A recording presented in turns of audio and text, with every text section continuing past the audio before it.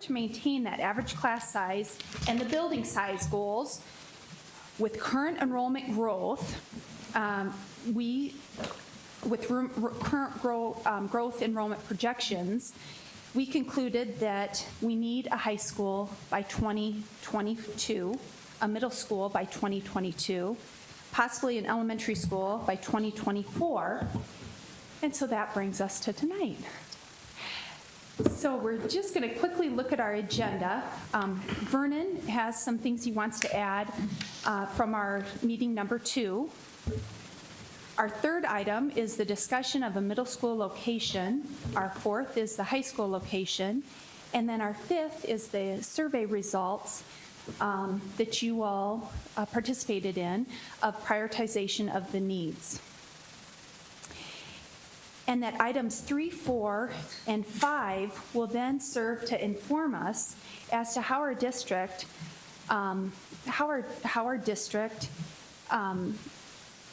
is going to fund what we've concluded that we need. And we will look at that really as a bond range, or more importantly, how that breaks down to monthly, what that would potentially cost our property owners in terms of their taxes in our district. And then Joe will take some time and talk about the process to produce our final report. And then lastly, we will open up any kind of questions that the public may have. So with that, Vernon. And I don't have a whole lot to add to that. Just maybe 2 short things. We said a high school and middle school in 2022. The district is feeling the crunch, and if we can get it done by 2021, that would be ideal for the high school and the middle school. So that is going to depend on a lot of factors, but that's one thing that we may be considering. So I just want to boil it down. The 3 decisions we really need to make tonight: locations, prioritize those other needs, and then that range for the bonds. So first up, we'll have the discussion for a middle school location. And that's Jeff Kreider, Todd Veek, and Mike Cooper. Am I going first or last? It's the Mike show tonight.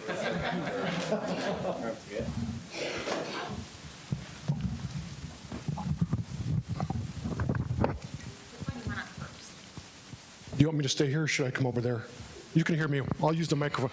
Let's put up the zip code map first. So in your handout for tonight, there's a number of exhibits that we'll use as we go through these different discussion items, but I'll just briefly go over the first 2 in your packet, which will lead us into the more specific discussions about the middle school and the high school locations. So if we can beam up the first map there. Give me a second. All right. Technical difficulty. Yes. And what I'm going to do is just kind of give a broad citywide overview of some things that you asked about before in terms of future growth, future population, and more specifically, projected future number of school kids. Can I still say kids? Is that okay? Students? All right. So in this first exhibit, this is information provided by the district, and the basic format of this is that it shows, based on current attendance, the number of K through 2 students within the district by zip code. And there's a lot of colors and lines on the map. So to walk you through this, the red kind of dash line is the Sioux Falls city limits. And then with the blue numbers, those are the portions of those zip codes that are within the Sioux Falls district.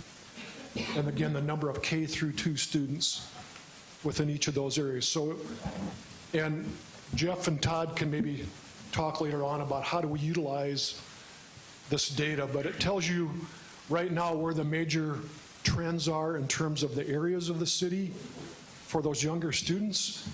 And if you assume that they're going to stay within the district as they move up through the grades, where the greatest impact is going to be in terms of what we have today for enrollment.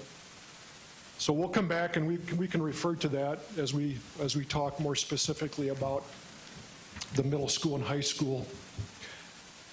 And then the second map is one that we prepared based on your request. Wow, that's awful small, so I'm gonna, I have my glasses on this meeting, but I'll have to refer to my larger map. There we go. So what we did is we looked at, by quadrants of the city, which are the red lines, kind of dividing the city into 4 pieces. As we project out the general growth of the city, that Sioux Falls School District portion of the city. And so I'll kind of walk through what we've done. North-south is Minnesota Avenue.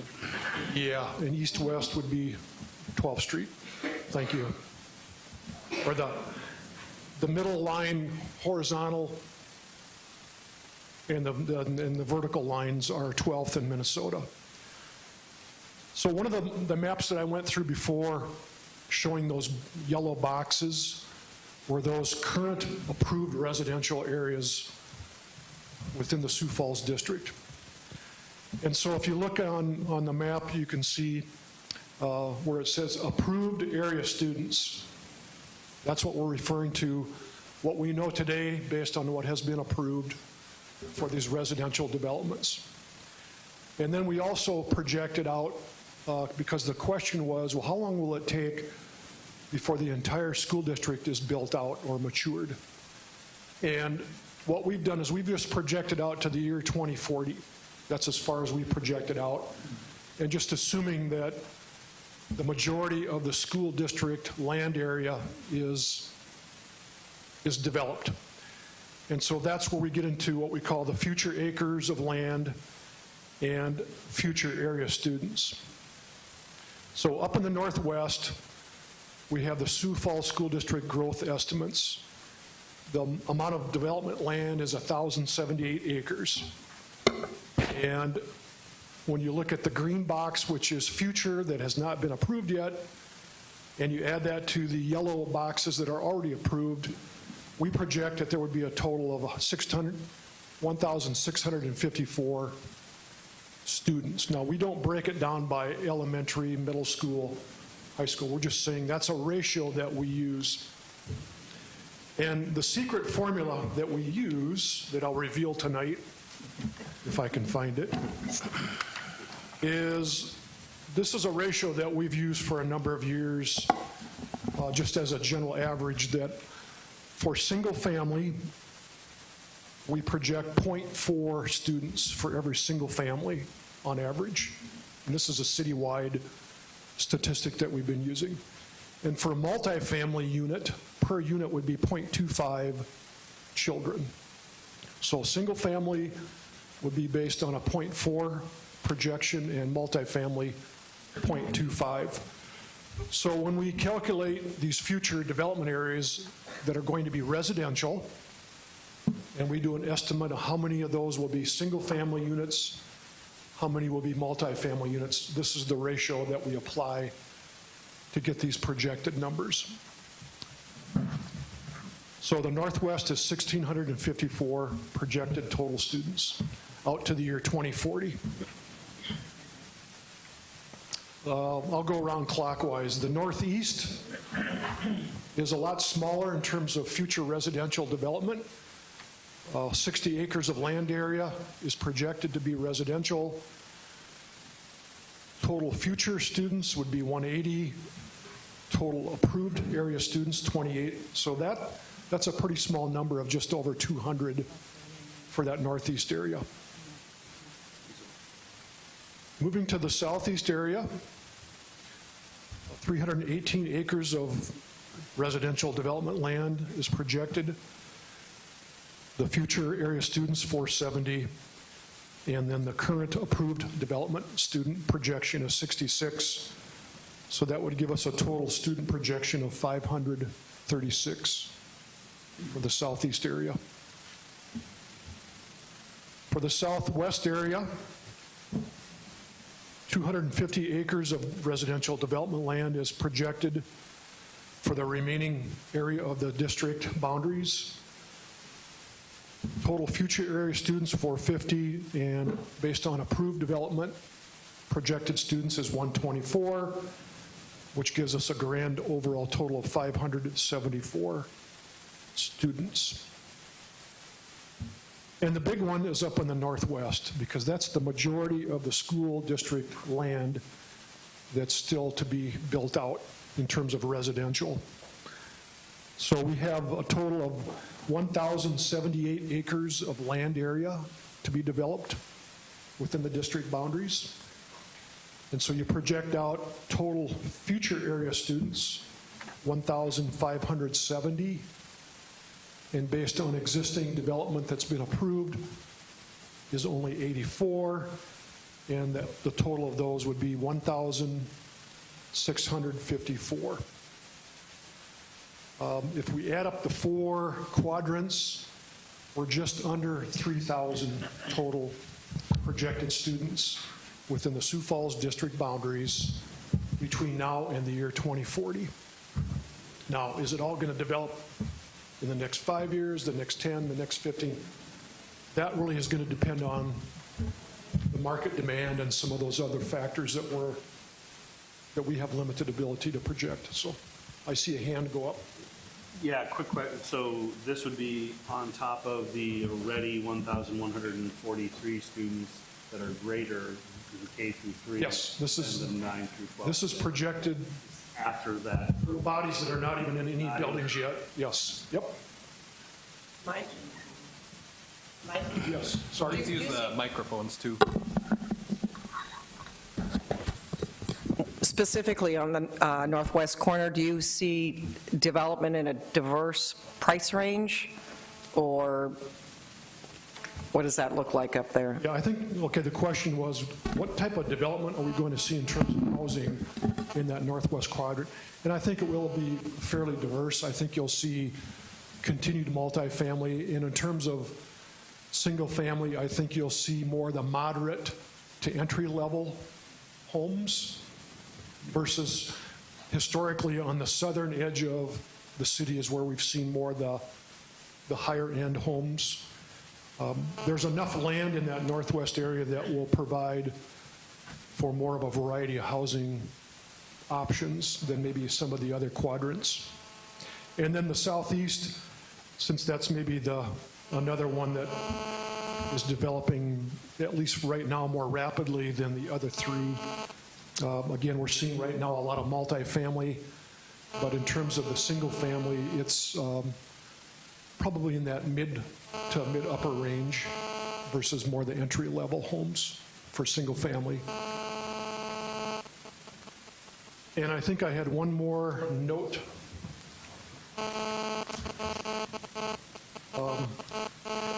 Okay, as we talk, I guess I'm jumping ahead a little bit, but as you go back and reference these 2 maps, when we get to the high schools, kind of visualize these on north-south trends, because as we're going to be looking at the high school attendance area map, that's based on dividing the city up or the district boundaries up into north-south. Whereas when we talk about the middle school boundaries that will show you the current attendance area boundaries, that's more divided up just based on demand. So the main thing that we're trying to utilize these exhibits would be to help you understand in terms of where we're at today with the K through 2 enrollments. And you can think going forward to getting to the middle school grades and then ultimately to the high school grades, how that's going to impact the demand for facilities. And then in addition to that K through 2 existing students, what other impacts are we going to see from the additional projected growth and build out of the school district boundaries? So I don't know if Todd or Jeff wants to kind of take it from here, if we want to move into the middle school, or if you have any more questions about just kind of the big picture projections that we've presented here tonight. And if you do, we can come back and answer those.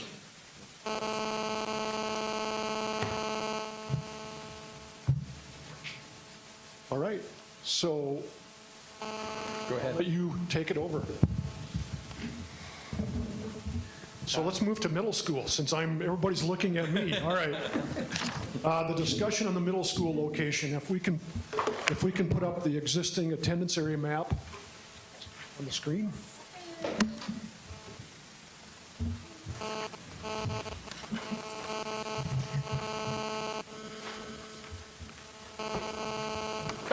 And you have from the previous meetings, you should have in your packets the current enrollment at the middle schools. And remember the line that kind of shows where we would like to be versus where we are with everybody or everyone except McGovern.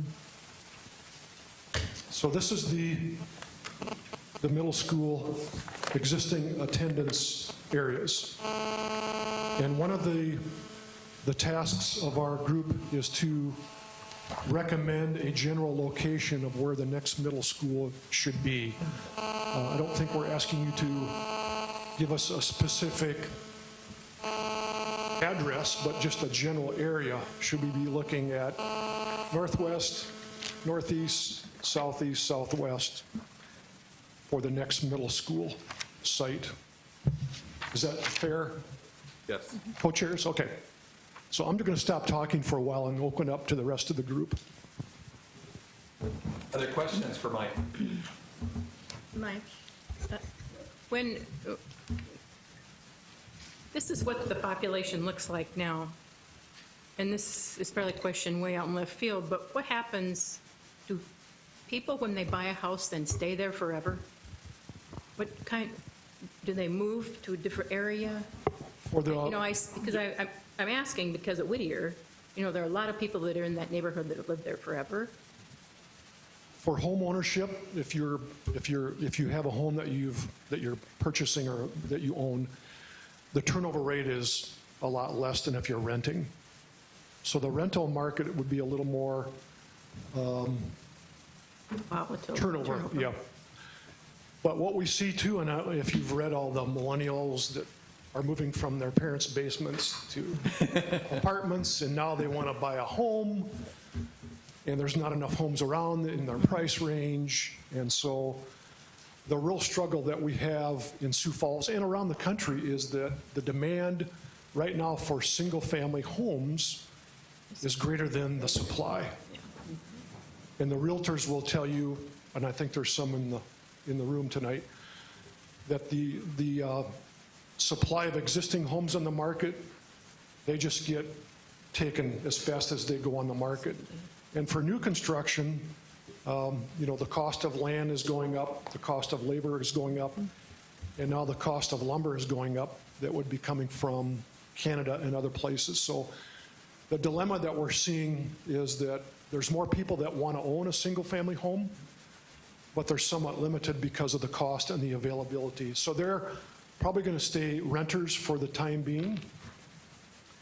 But as they begin to get into the age where they want to be moms and dads, or they want to have, start looking at where they want to live in terms of schools, what people, and I think we heard this from one of you, that one of the major factors of where people decide to live is the school, where their kids are going to go to school. So that's a long answer to your question, but for people that are living in an owner-occupied unit, it's pretty stable. For renters, there's more of a turnover because they might be moving from a rental unit to trying to move to a home. And then if you're an empty nester, again, the dilemma is I've got a lot of equity in my home over the last 30, 40 years, and so I'd like to put it on the market, and I'm probably going to get a good price for it compared to what I paid for it 30 years ago. But now look what I'm going to have to pay to move somewhere else. Wow, I didn't put enough into my 401k. So that's another dilemma that we're kind of seeing of the empty nesters, because there's a lot of those existing homes that could go on the market if people were able to find alternative housing. So again, a long answer to your question. You said, when you gave your presentation before, you said a lot about townhouses or condominiums or something like that. Is that So is that for the millennial generation? Is there, or the, It's really everybody. I mean, it's a mixed market in terms of townhomes and condominiums. The condominiums are probably more in the downtown area, whereas the townhomes are going to be more scattered around, which is another option to make housing more affordable, is to look at more higher density townhomes with less yard to take care of and more amenities. and they count as the .25? Yes. Thank you. Mike, this is taking nothing away from Mike, because the visioning that he does is very important. He's very good at it. But it always comes down to the infrastructure. So Mark, in that northwest area, how fast do you see that developing? Are we ready for all the infrastructure in those areas? Since that's the area with the biggest growth. Well, certain areas we are. If you, the closer you stay within the mature area, say, if you can envision where like Southeast Tech is, then you start to transition more to the north and to the west. The more you transition out, which is, if you need, in the case of a high school, if you need 40 acres, it's just, there's going to be less infrastructure out there. So there will be certainly a cost to build the facilities, but there's also a cost to get the infrastructure out there, the appropriate arterial streets, collector streets, and bike trail facilities. So as we look at different sites, whether it's for a middle school and thinking about, major roadways to cross, and then especially high schools, and when the kids start to drive to school, keep those things in mind on, do you want kids to have to get on an interstate to get to school or not? And so those are just some considerations, but in general, Padded highways, I think, would probably be best. what's that? Pads on the side. Yeah, that would be nice. So just, those are things I think that as we start to look at specific sites, we can certainly weigh in on the infrastructure. One of the things that we were talking about of recently is, all 3 high schools in Sioux Falls are on arterial streets, meaning the large streets like Cliff Avenue for Lincoln High School, Washington's up at 6th and Sycamore, and then with Roosevelt on 41st Street, on the surface that sounds good because you've got large streets to carry large volumes of traffic. The one thing that we're really thinking through is on future schools, is that a good move? Or should we actually have those kids that are especially high school start to drive, should they be on more like a major collector road and not intermix them with the daily commuters? Can you give them examples of collector roads? So like a typical collector road would be Phillips Avenue, but it could be maybe more like a Phillips Avenue that's a 4-lane. Okay, so it's got a calming effect, but it also would probably have the appropriate lanes to carry a large volume of traffic, but at a slower rate. Certainly in Minnesota is going to be intermixed with all kinds of commuter traffic and daily school traffic. So I think those are some of the strategies I think that it'll be important for us to think through on where these specific pieces of land get identified, and then ultimately, I think the thought process has been for probably the last 50 years is to locate them on a large arterial street, and I would challenge us that maybe that's not the right move for the next school. So maybe this for you or Mike, but putting those buildings out there, how much does that drive the residential growth? Because I think of Memorial Middle School, people laughed when it was put out there, or Roosevelt High School, but does the growth quickly follow those locations? Absolutely. Where the schools go, the growth goes. So, Mike, anything to add to that? I would say that, as I said earlier, one of the major factors about people choosing where to live is schools, if they have school kids. Doug, do you want to talk about this? Yeah. This is another good way of visualizing those K through 2 students that are in the boundaries. Try to simplify a little bit the discussion. We gotta get a mic for you. And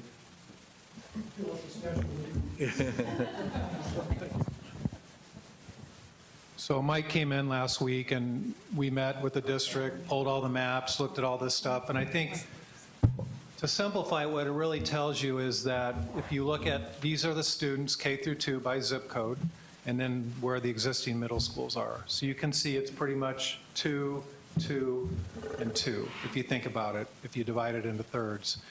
We have a school, McGovern, up in the northwest section, which we could expand if necessary. We have a memorial, and then we have 3 schools basically in central Sioux Falls, if you will, and we have nothing on the east side, but we have 2,000 kids. So as we talked it through, we said, well, if you just optically looked at that you might want to consider putting a middle school on the east side is kind of what we talked about. And all this is dependent on land availability and what we can find as far as land availability. But if you looked at it in very simple terms, that's probably how we would look at it, or you might want to look at it. And just to be, none of us know exactly where it's going to go because we haven't, sourced land, negotiated land, anything of that, but that might be a starting point, is to look there. So from the task force perspective, maybe looking at it that way provides a little more clarity without getting into the weeds of exactly what parcel of land it might go on, but more to a general area if the district could source land where it might go.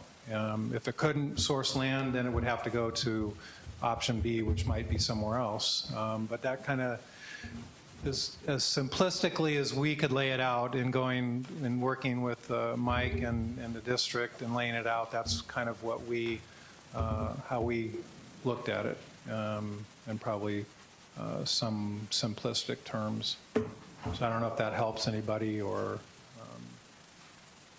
Questions for Doug? I just have one question. So Patrick Henry and Memorial are the most overpopulated of the middle schools. By building a new middle school on the east, and I don't even know if this would be up your alley, by building a new middle school on the east side, would that still be able, through redrawing of district lines, to be able to relieve the overpopulation on the west side through Memorial, which is the most overpopulated of the middle schools? Yeah, there's going to have to be reboundary, discussions and redistricting no matter what we choose. So I think it's just a matter of, you've got Whittier too, eventually.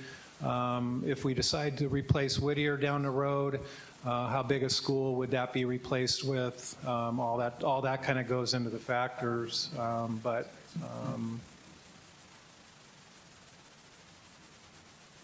Just going to show you the middle school. Okay, yep. Just pointing out the obvious that a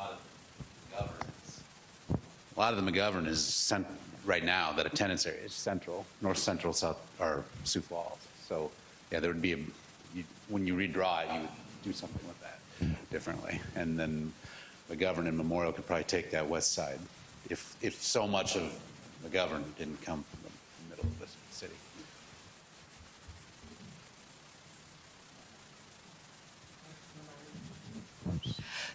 So I really like that visual that you did, Doug, but kind of going back to Tom's comment, because of all the pressure you have on the west side and that continued 1,654 potential people there, and then you've got 536 in the southeast corner, it appears that southeast would be, from a circumference standpoint, it'll make a lot of sense, but I'm just not sure if we're the immediate need, unless we're really looking at expanding McGovern or pushing that bigger too. Remember, you said 1,600, that's over 12 grades. So you're going to have a little over 100 per grade, 300 in middle school, of which McGovern is in that capacity now. And we have the ability to add on to that if we need to, right, Jeff? So you got to think about it. When Mike says 1,600, divide that by 12, and then times by 3 for a middle school, or 4 for a high school, and that will kind of tell you from that perspective, maybe, in addition to what's in the K through 2 in the schools already. So hopefully, maybe that will help you kind of visualize how that would play out. Well, I'm just trying to kind of visualize this from a, election standpoint.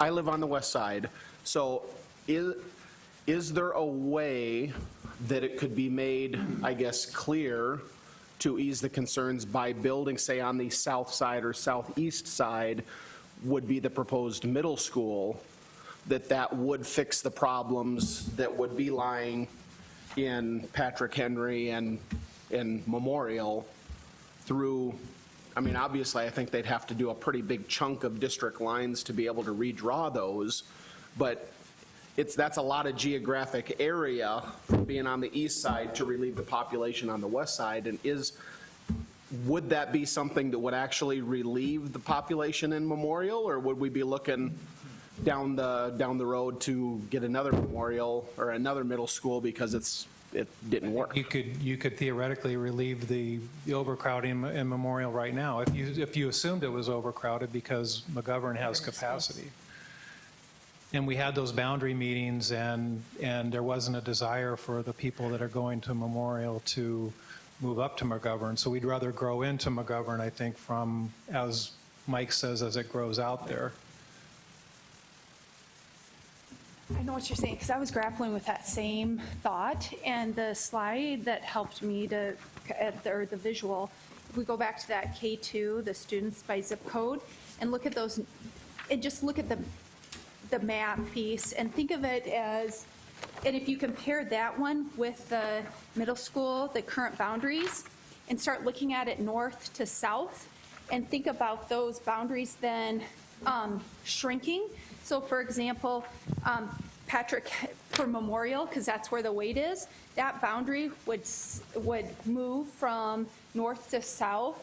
It would shrink, so you'd have a smaller slice if you were dividing it each into thirds.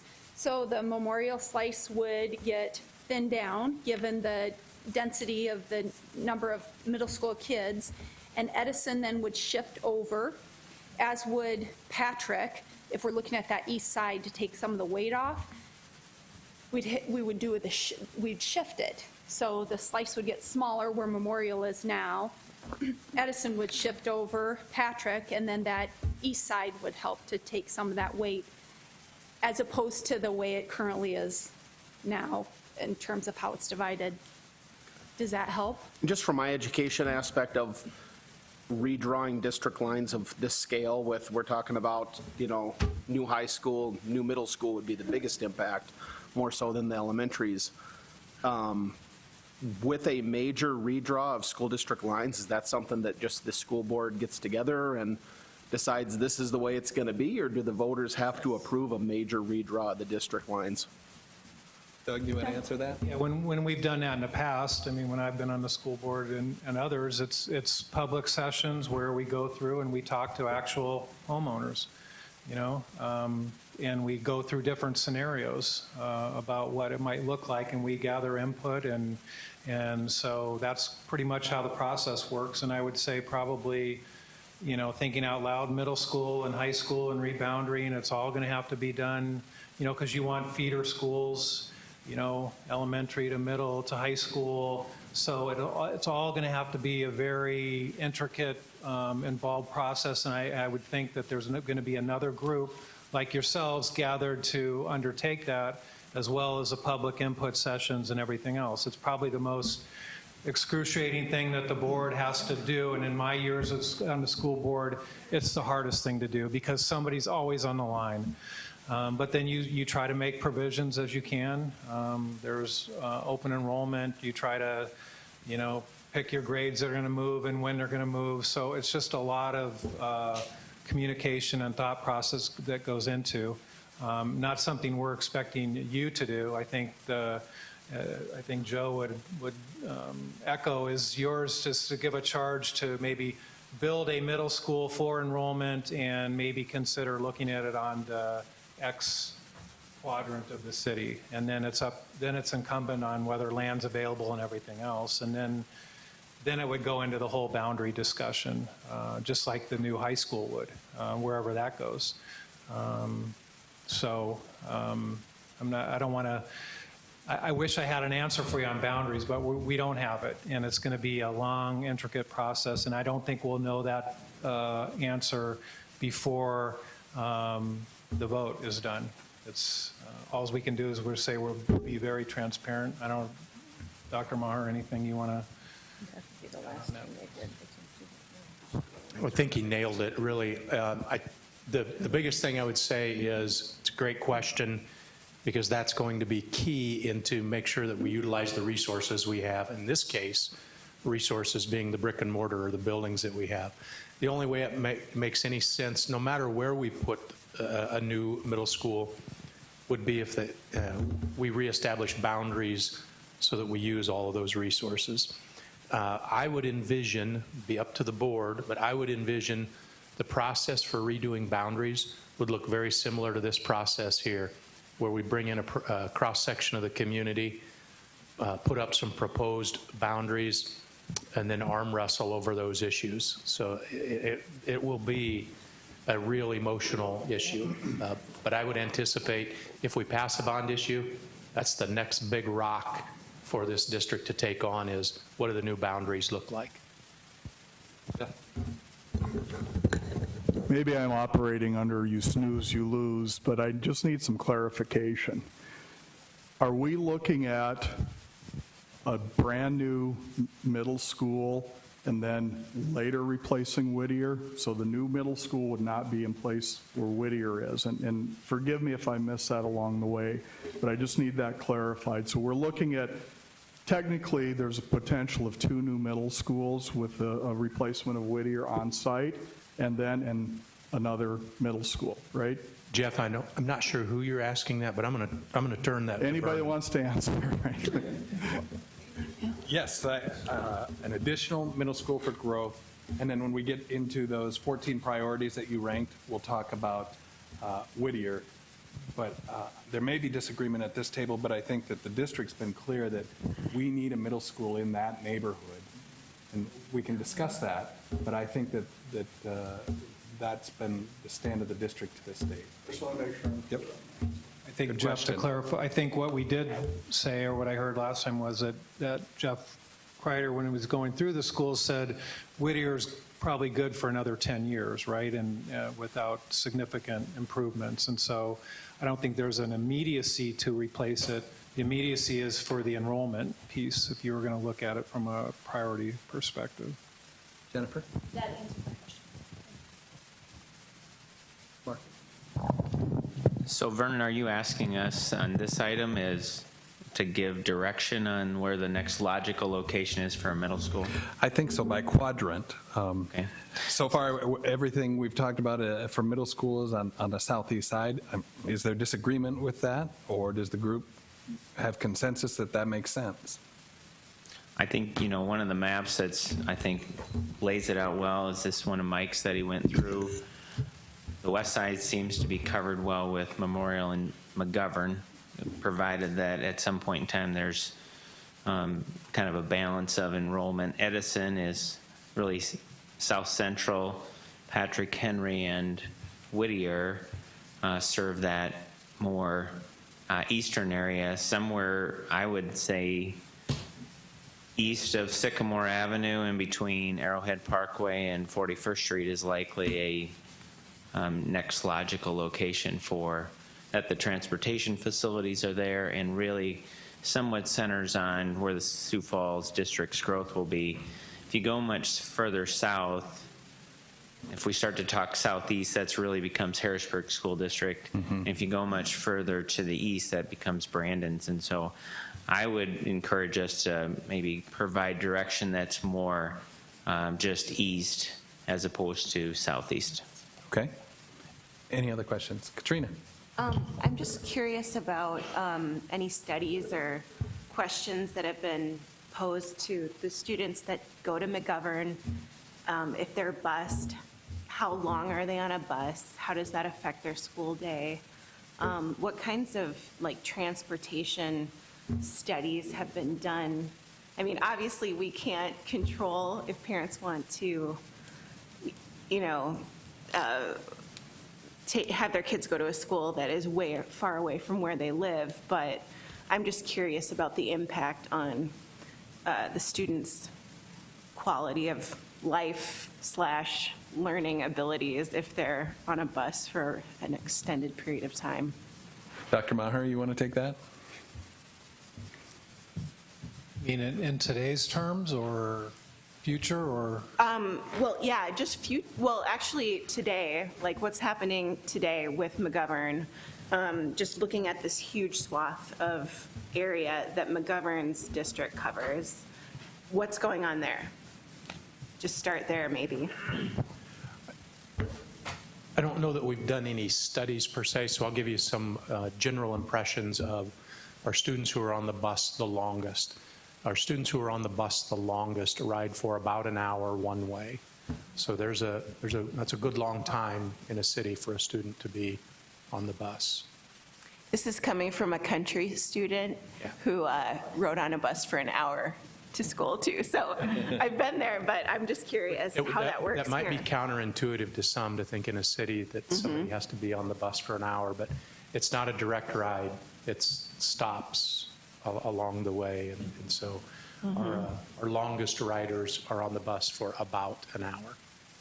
And do you know what percentage of students that is? Do you know if, I mean, obviously, we're talking about this location situation, but if we were to let's say we put a school north of Edison in that central slice, do you feel like that would significantly help students not have to be on the bus for an hour?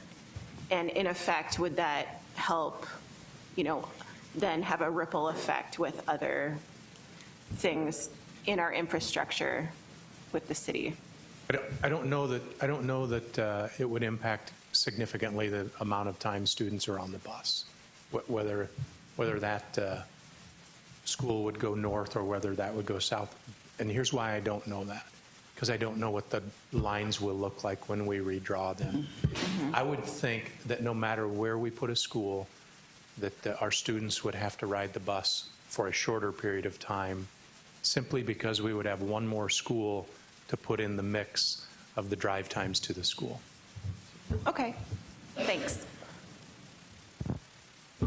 So Mark, give us that south of again, and Well, and just to maybe speak to going north of Edison, if you go too far north, you'll start to run into the airport property, and then everything north of there is really floodplain, and so there really won't be much development up in that area.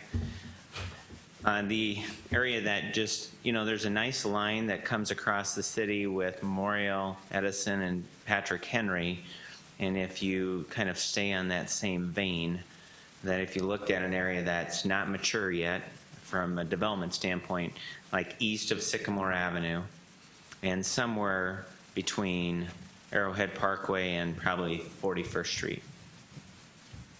any other thoughts on that? Comments, concerns? Let me throw out just a thought, if I could, Vernon. It seems to be, the first map showed a high concentration of students west of Minnesota. So in my mind, the first thing we were going to do is solve that over there, drop something over there and balance it out, and fewer people screaming about lines. Now it sounds like we want to balance out our middle schools throughout the city so that it more encompasses future growth. Are we kind of leaning one way or the other, or should I assume we're headed in one direction versus the other? How am I supposed to think this thing out? No, I don't think there's anything presumed. Okay. So if you have other thoughts, please. No, I mean, the first slide, after Mike was done, to me, I was thinking, we're done talking, it's going to be on the west side because that's where all the issues are. But if we want to balance out our schools for future growth and so that our city has better feeder systems, if I can say it that way, maybe we do have to push it someplace else. And I think that's a tough talking point if we go for balancing out our city and our feeder systems versus let's just solve the issue. We know where it ought to be based on the current overcrowding and the future overcrowding. Do we have an opinion on that is what I'm asking. I think one thing I heard was that McGovern still has room to grow, and that will take care of a lot of the middle school growth on that side. But correct me if I'm wrong, Doug. Am I hearing that correctly? I'm not Doug. But I know Doug. I'm no Doug. Okay, so I think, Dave, to answer your question, which is good, I think we're trying to do both at the same time because McGovern does have the most capacity for growth on the west side. And so you have to imagine going forward as the K through 2 students move up to those grades that we have the ability to fill McGovern, and we also have the ability to make some boundary adjustments. Yep, between Memorial and McGovern. But then when you take the overall district enrollment trend and you divide it by 6 instead of 5, that's going to help us with the overall growth in needs, which we believe is going to be more on that east-southeast area. Okay. Based on what we're seeing in terms of future trends. Okay. And that also assumes that Whittier stays as a major attendance area, pretty much like it is now, to serve those students.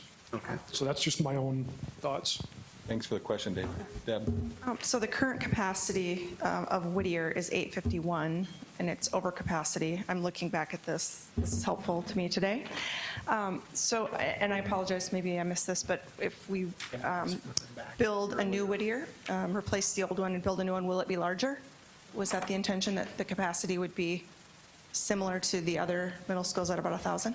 Yes. Yes, okay. What if we can just talk about that east side location that Mark mentioned? You said that wherever we build, that will encourage a neighborhood to evolve. How does all, and maybe Mike and Mark can address this. Is this, do we want to encourage a neighborhood to expand in that part of the city? And is there the capacity, the land capacity, and infrastructure to do that? I'll start. So what we have talked about at the beginning, and Mark, I want you to kind of jump in on this. What we're saying is that within the current Sioux Falls School District boundaries that's developed, as well as the rest of it that's undeveloped, over the next 10 to 20 years, we have or will have the infrastructure available to serve that development. And so in terms of putting a middle school in by 21 or 22, I think that will impact the speed of development wherever it goes, but it will be put in a place that we have the infrastructure to accommodate that growth. And Mark, why don't you just follow up on that? All right. And so just as you look at the map, the city of Sioux Falls is really, the first utility that goes in to open up land for development is sanitary sewer.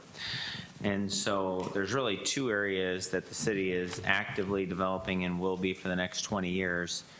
The city opened up the east side of growth all the way out to the river. Now some of that's will progress into the Brandon School District, but there was an investment of about $40 million put in to really start and predict all that growth, and will grow all the way to the river to the east.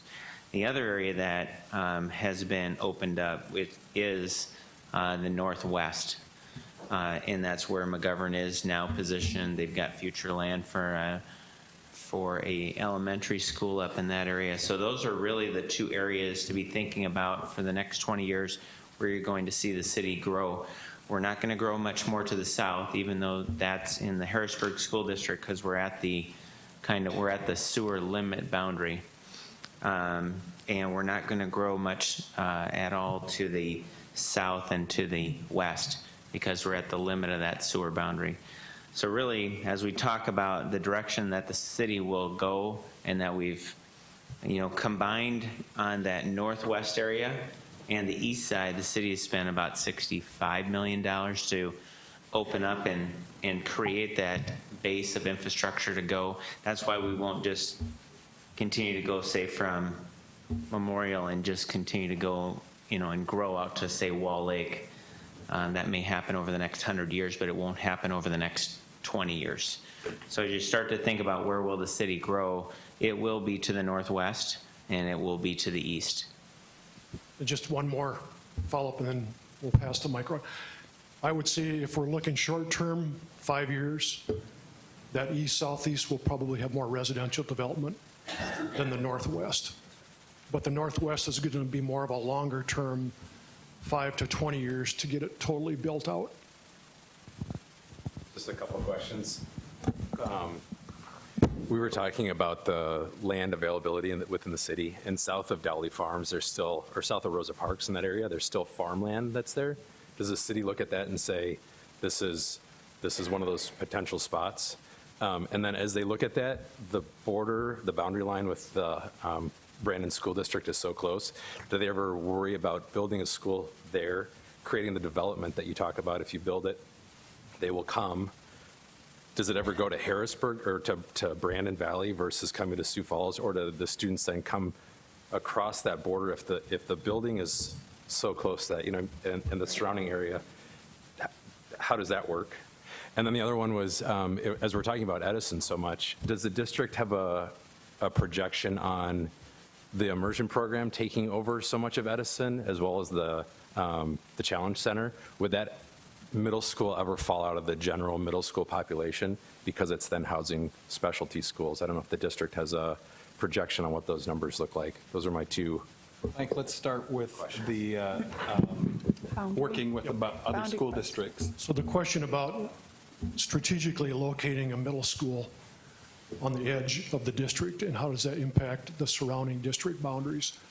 Well, first of all, in addition to the infrastructure, in terms of a neighborhood format or a neighborhood-focused school, we want to kind of have it in an area that's going to be surrounded as much as possible by residential development that's within the Sioux Falls district. And so when you look at a middle school versus an elementary school, you have a little more flexibility as to how you do that. But we don't feel like we're going to be competing with the other districts in terms of what they're looking at. As far as we know today, the only other adjacent school that's looking for middle school would be Harrisburg to the south. But even if you put that so close to Brandon, you put that new school so close to Brandon, and it expands out in that circle around it, you come across that border and you're in the Brandon district all of a sudden. Does the districts in general, or does Sioux Falls, have they seen the kids still want to come to the Sioux Falls district versus driving that 15 miles to the Brandon Middle School? If it's just 2 miles across the district border, even though if that makes sense. That's kind of an open enrollment question that maybe somebody else can address. Dr. Maher? What percentage of the kids are open enrolled at the middle school level? Do we think come into our district? And from a distribution, like within the boundary, where are they coming from? Are they coming from the Let me start with the second question that you asked originally. Okay, sorry. Regarding the immersion program. Sorry. That's okay, all good questions. I need to think of a percentage to answer Nan's question anyway, so I need some time for that. As you asked that question, I was just reminded, I heard one time that 72% of all statistics are made up on the spot. But he's not going to make up. So the immersion program, I think that's a good question when I think of right now, for those of you who aren't aware, our Spanish immersion program and our Challenge Center students are at Sonia Sotomayor and at Robert Frost for elementary.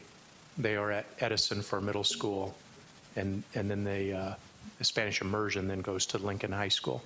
So how would we look at that?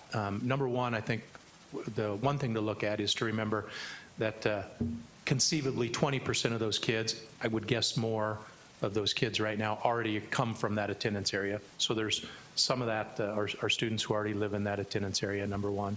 Number two, as we redo boundaries, I think we can redo boundaries with the thought process in mind of how have our specialized programs matured and we can get a pretty good idea of the number of kids who are in our elementaries who will continue in our middle school programs. So I think we'll have a better idea even in 2 years than we have now of what that middle school number will look like. And as we redo boundaries, we'll take into account how many of the, number one, we'll take into account, is Edison the right place to have those programs? And number two, if it is, we can figure out what that number is that we need to account for and have our boundaries reflect that. I think Now, then the boundary question. does that sufficiently answer that, Brian? Yeah. Then I think the next question is what percentage of our middle school students?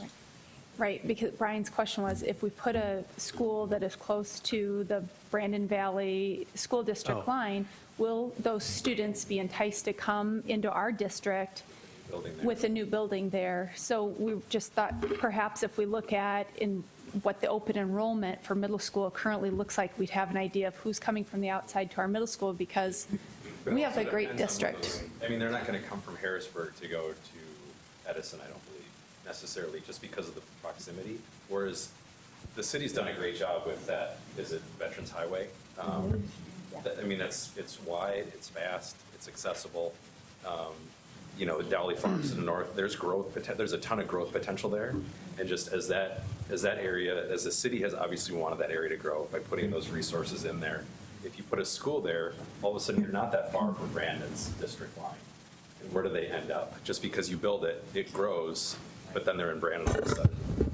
I'll provide a little information that I don't know if it'll answer your questions or not, but maybe it'll give at least a little context to the conversation we're having. There are really two entry points, more so than any other entry points for open enrollment, and those two entry points are kindergarten and ninth grade. Those are the two entry points primarily into open enrollment. Doesn't mean that people don't begin their open enrollment at sixth grade, because I'm certain they do, although I don't know the percentage.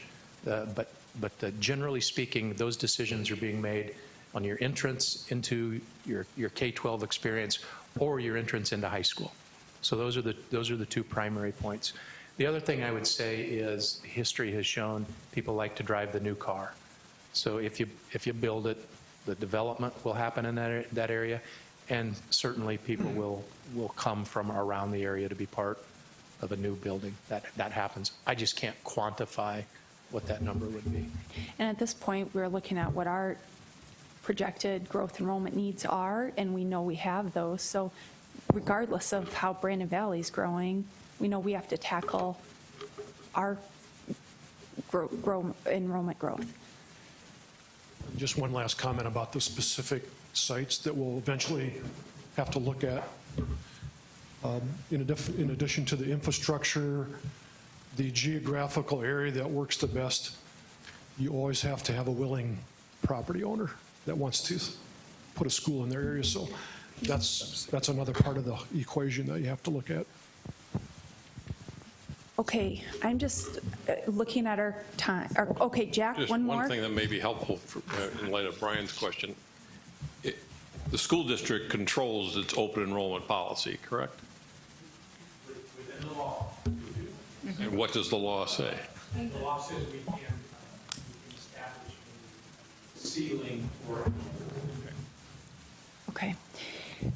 So just looking at our time, we had originally kind of planned out about 30 minutes, so that would have brought us to let's see how this is.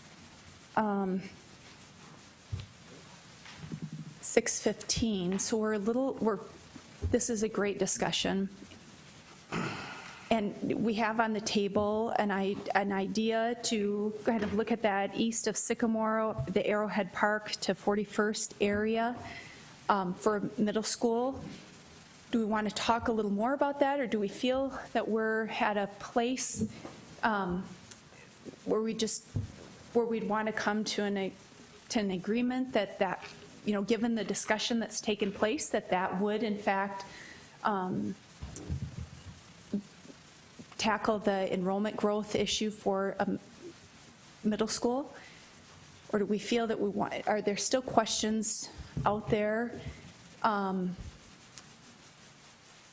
you need to and want to ask? Are there burning questions before we just go back to Mark, go ahead. Nan, and maybe a question for Jeff Kreider. I don't want to get too specific because he will have to go out and negotiate with a willing landowner. And so maybe I would just retract the specificity of that and just say, I think everyone, maybe the revise would be that this task force supports building a middle school on the east side of the city. Is that better? Yeah. Southeast. Southeast, that's fine. Come on, Mark, work with me. Quadrant. Well, I'm I'm okay with east, no, aren't you? semantics. If we east. Because when I say southeast, I'm using the quadrant map that we had southeast. There you go. Is that okay? So is there any disagreement with that? Any disagreement with that? Well, the motion would be, first we'd want to accept a motion and then have discussion. Well, we haven't run this As Robert's rules, no, so you're okay. Yeah, okay. Please raise your hand if you have a different thought. Otherwise, we're going to say there's consensus for that southeast quadrant according to the map that Mike drew. Angela. Yeah, just one brief comment. There's been a lot of really good discussion, and it's gone in a lot of directions. There's been a lot of questions because I think people take very seriously the task ahead, and no one wants to make a decision that we would regret going forward. So I appreciate the thoughtfulness. I do think, based on some of these questions, and I think a comment that Thomas made earlier, which is essentially we're here dedicating time to the issue. We've got great resources, great information. I don't know that I've heard the compelling, short, 2 to 3 sentences that would be justification for that consensus. So I'm not saying that I don't have that consensus, but I'm saying I sure don't have I do not have the phrase that would really sum up all this great discussion and clearly state Southeast. So that would be my question, maybe before we call for consensus, could we hear that reasoning on the table? Right.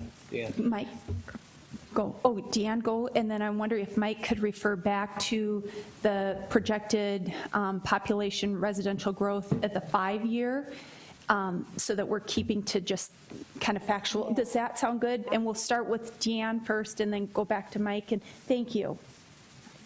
I think Angela's comments have resonated, at least with me, because what I hear is that when we go out into the community, I want an elevator speech to be able to articulate all of the hard thought that we've put in. And I'm sort of looking at Joe because I know we're going to kick this over to him and he's going to have to craft it. But what I'm asking this task force is, as we craft it, can we have those 3 or 4 pertinent comments about placement within residential, and not saying we're going to redo the boundaries, but how we want to take the entire city and adjust so that there's equity both in brick and mortar and in how our students reach achievement, because that was what we all said last week. Teacher satisfaction and student achievement are key. So I really want to be able to articulate, not defend, but articulate why this piece meets the need that we've all agreed on, and I think the community said that. We got that. And secondly, why this space does that, meets achievement, meets teacher satisfaction, and helps do it across the city. Because I think Tom's right. People are going to expect us to build on the west side. And when we come out saying we're building on the east side, having sat in one of those board chairs, ooh, I don't want to put those people to have to defend that without us standing somewhere in between. Okay, that's fair. Just super briefly, I think part of the reason why we've had so much debate is because there are good arguments for the west side as well, and that's where the pain is felt today. So I just appreciate that. Thank you, Deanna. Deb, can you grab the microphone? Yeah, I just had a couple of thoughts. I almost feel like having the high school discussion might also help. I know that they're 2 separate projects, but in my head, I'm thinking the high school is going to be more on the northwest side. And that may help. But I guess I wrote down 4 bullets as we were talking, and I love, Angela, where your head is, because she's thinking about marketing and PR here, which is what we're all going to have to answer. We walk out of here and somebody says, why? We want to be able to answer it. So for me, it's for the middle school anyway, it's geographical balance, city infrastructure alignment, following projected residential development, and then the student boundary shifts are going to have to occur. So we're not solving for a problem we have right at this moment in terms of the boundaries. That has to be part of this. So for me, those are the 3 or 4 things I would say. And the other thing that I heard Doug say in regard to, there was disagreement on moving the boundaries, and that's why we have capacity at McGovern today. And there's ability to add on there, which is going to take care of the capacity there as well. So I think those are some of our answers for why the middle school does not need to go on the west side. Yeah, there are 2 there already. If I might just add one comment, when we were talking about the school district boundaries and stuff, how I really wrapped my head around it, and I'm sold on more just saying east side versus southeast, but I think more the central southeast would probably work, but that's an argument for the school Upper district. southeast? Yeah, that's for the school district to figure out. Right. But how I kind of looked at it is just looking at the map of the schools, eliminate the fact of what the school districts are today, or where the school lines are today, and just solely based on the placement of the schools, where does it make sense? Yes. Based on where the growth is. And then, like Dr. Maher said, once this school funding mechanism gets passed and we're in the construction phase, then they can look at the school district boundaries and be able to solve the population issues on the west side and at Patrick Henry and all the others. So I like the east side. It does make sense from the school positioning. I think there's well spaced out. And, honestly, when it comes to space on the west side, I don't even know where you'd put it. There's really not any specific pieces of land within residential areas that would be able to support a footprint for adding a middle school, whereas the east side, tons of places. That's a good point. Jeff? I support the east side very much, but I want to add a couple things, and I think this goes with what Deb said, probably better with the high school discussion, the new high school. But I requested some information after the last meeting from Deanne, and I believe Todd sent this. And it's not, it's flexible, but the fact that out of McGovern's 815 enrolled students, 764 of those children are bused. Now, if we build a high school, Northwest, will they come if you build it? Well, they did at Roosevelt, they did at Washington High, and quite frankly, they did at Lincoln High School when it was built in the mid-60s. I was pretty young then, but that's what people have told me. However, we do have to look at that. I have some good friends that teach at Memorial, and that is the question. We are too full. So we're going to walk out of here, and we're going to say, east side, and they're going to go, what are you people talking about? Because our problem isn't on the east side, it is at Memorial. Now, I'm not raising that question, but I'm playing devil's advocate a little bit because that's what the question's going to be. And if we're going to sell a bond issue, the people on the west side of the interstate are going to say, wait a minute, they have forgotten about us. They're building east, and they're not addressing our problem. Do I have an answer for that? No, but I'm just raising that for the point of discussion. And the numbers speak for themselves. Yes, a new high school might be the argument. We're going to put a new high school here. I don't know how much building will go around the Sanford land that's available to us. But if there is potential, and Mike has done a great job telling us that there will be building taking place northwest. But I think we really have to look at that. That's almost the entire enrollment of McGovern that's being bused. So just wanted to bring that up. So Thomas hit on that. Do you feel comfortable, or those of you that are worried about how the public in general is going to feel about that, if we go back and explain the infrastructure, the space, the projected residential growth in the short term of 5 years, and that later tackling those boundary issues is where it's at, and that's why the east side is appealing, or is there somebody else have a To stat? piggyback a little bit off of what Jeff said, is when we look back at our middle schools and our projections and our overcapacities, it's not just a problem at Memorial, it's at all of our middle schools, and we need to relieve that pressure in all of those buildings, not only for our students, but for our staff as well. And so we can do that with the placement on the east side to help relieve some of that pressure. And we have to make it clear that there are going to be boundary changes no matter what. 'Cause I don't think it's a school location problem, it's a boundary problem is what it is right now. And I think that, like, as going out in the community and defending the east side, it's just focusing on the fact that it's the boundaries for Memorial is what's causing the problems, not the fact that Memorial needs another, partner building to be able to relieve the population on it, that focusing on those school boundaries. And, I think that makes our task here look pretty darn easy. I don't know if I'd be up for the arguments on redrawing boundary lines, but that is, we're talking about new middle schools and new high schools. It's going to happen, and they are going to be significant changes that are going to happen.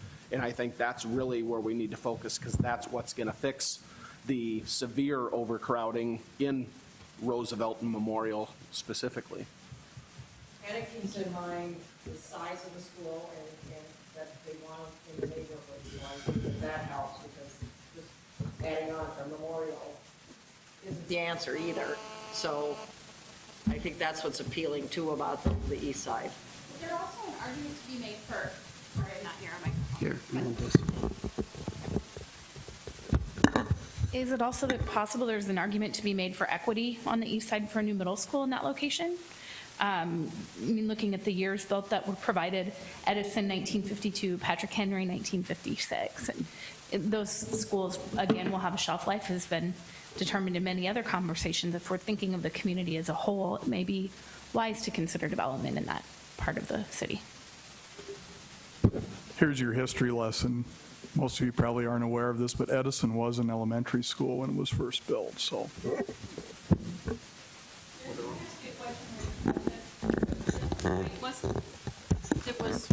At one point, it was Washington that had like 2,100 students. When I taught there, we were near So 2,200. it was Washington, and now it's Roosevelt, so. I'm not sure why it changed. The city's growing both. It was Washington that was you were like 2,100 at one point, right? The additional programming of that high, the cost of reduce on that.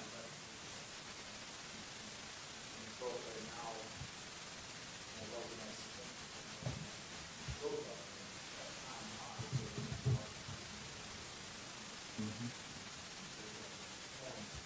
but if you look at Programming.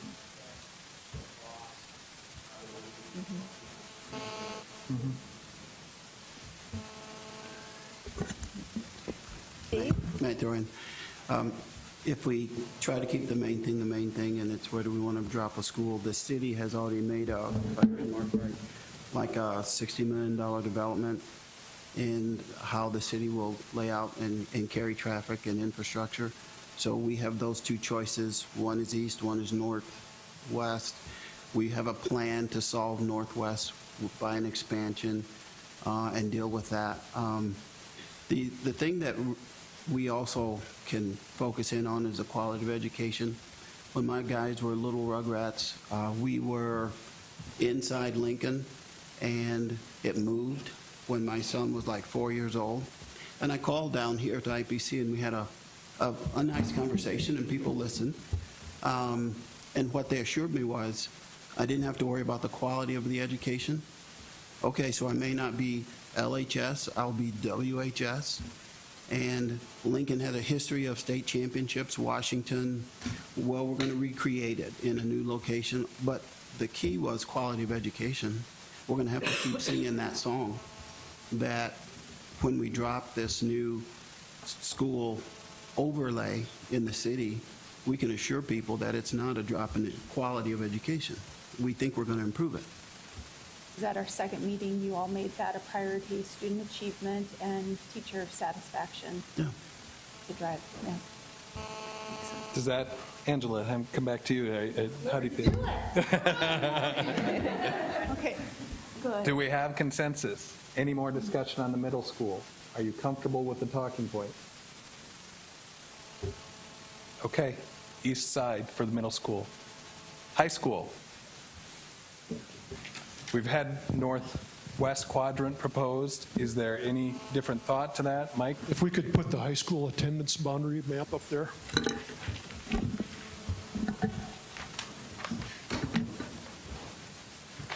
You have that in your packet, too. Hopefully this one will be a little bit easier. Okay. I feel like my neck is coming.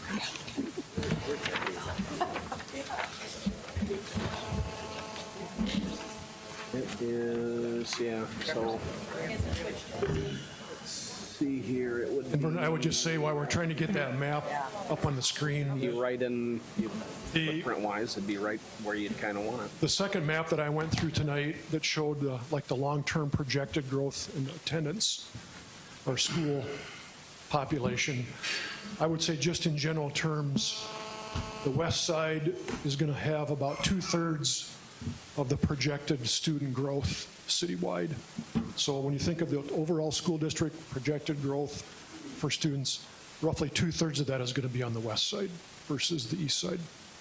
So then when you look at the high school attendance map, you've got Roosevelt geographically has, roughly the west half of the city or the west half of the school district. And so if you want to continue with this north-south enrollment trend, that would maybe move you to say something on the northwest might be the way to go. Go ahead. Well, just to kind of echo off of that, if you use the logic that we just used on the discussion for the middle school in terms of balance and growth and such, yeah, the Northwest is, if you look at where the schools are located, we said, hey, we need to have balance across. So there's 2 on the west side for middle school, balanced across the rest of the district. Well, we're not at the high schools, so it seems like we can apply the same logic. Other comments or questions on the northwest quadrant high school? Sir? I'd like to even be more specific. I really like the idea of the Sanford land, just because $2.5 million is not small change, and it may not be in a city neighborhood, but it really doesn't need to be with the high school since the majority of the kids are driving themselves anyways. The option to buy the additional acres, that works. Pretty easy, 2 different access points to be able to get on the interstate if you go north or south from there. I guess being more specific, I would love for Jefferson High School to go up there. The only thing I would say, I think that we should say that the board should consider that gift, but I hate to lock them into something at this point. I think we need to be very broad, but encourage them to negotiate more and talk about that potential gift. That. Where we put the new high school, whether it's Jefferson or whatever we call it, it will be the largest single investment that this school district makes in economic and community development. And I'm with Vernon. I don't think we want to lock the school board into having to accept the generous offer from Sanford Health. If that's the right place, fine. But we're talking about 50 years or 75 years at that high school is or 100 or 100, and that's going to be a huge driver. And $2.5 million is amortized over that many years. $87 million for a new high school. Yeah, it's not. I don't think that should be the determining factor. If that's the right location, great. But let's not forget, this is a huge investment. This will be close to what we put into the Sanford Premier Center. And we better get the location correct because it will be a huge driver for quality of life for neighborhoods. I mean, this is a major, major decision. And I'm in favor of the northwest quadrant, but I think the school district should take its time in working with the city to make sure that we are indeed putting it in the right place for the sake of the community. Other questions? Theron. I do have a question. I like the idea of the Sanford land from the standpoint of leaving it on the table and considering it as part of it, but I am curious about the infrastructure. We talked a lot about that in the last round, and so I'd like to hear from folks on the sewer infrastructure and the streets and the plans, and is it in there? And can you remind us exactly where it's located? The Sanford land is located again? Is it marked on?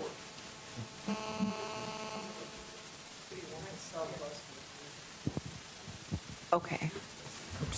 Well, I'll just maybe broadly say that that northwest area is served by sanitary sewer, so that's the foundation. The area will mature. It's beginning to mature. There are roads like Westport that would serve that gifted property today. That's a 2-lane road, so that would drive a fairly substantial investment on arterial street network. That's not there today. And so then I think you just have to challenge Jeff Kreider and his team to start identifying not only that site, but the pros and cons of other sites up in that northwest area, as Jack and Vernon have mentioned, because infrastructure will be one item, adjacent land uses is another, and ultimately how we want our kids to get there and come home every night.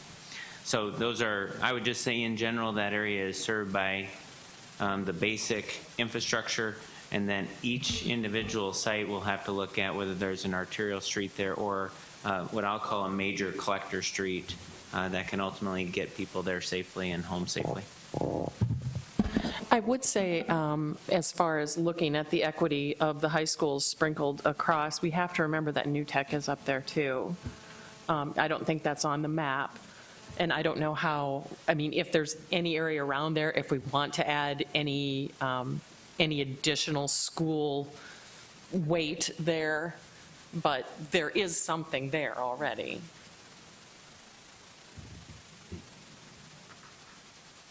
I think one of the advantages of it being in the northwest quadrant is the accessibility that it has to CTE, Southeast Tech, and we're trying to build stronger, bigger partnerships.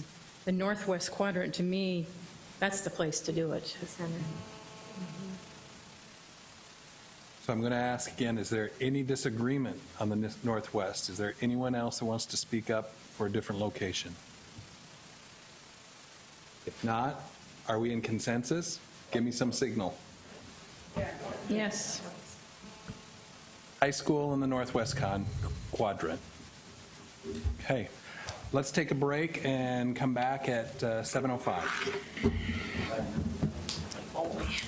Thank you. Sorry.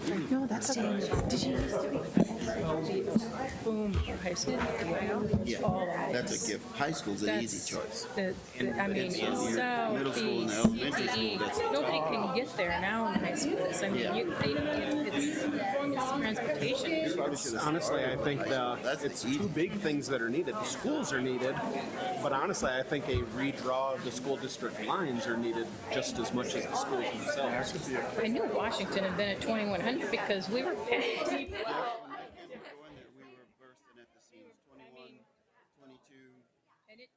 And when you've got 2100 compared to 1800 that you're supposed to have, you don't have enough counselors, You don't have enough of anything. You don't even have enough bathrooms. Right.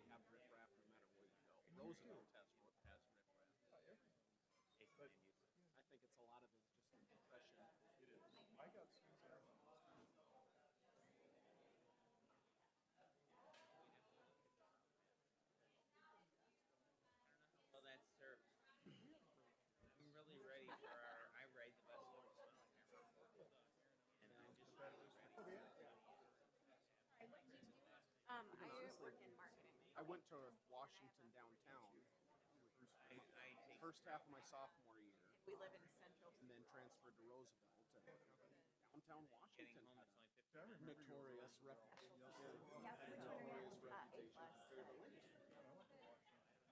So, I mean, my brain is, these are very important. Which we want to retaliate our advice. So I was talking to Vernon. Yeah. It's all good. Yeah, everything ebbs and flows. It is.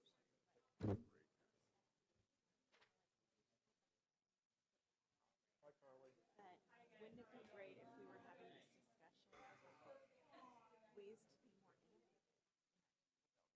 Or maybe we want it in middle school, and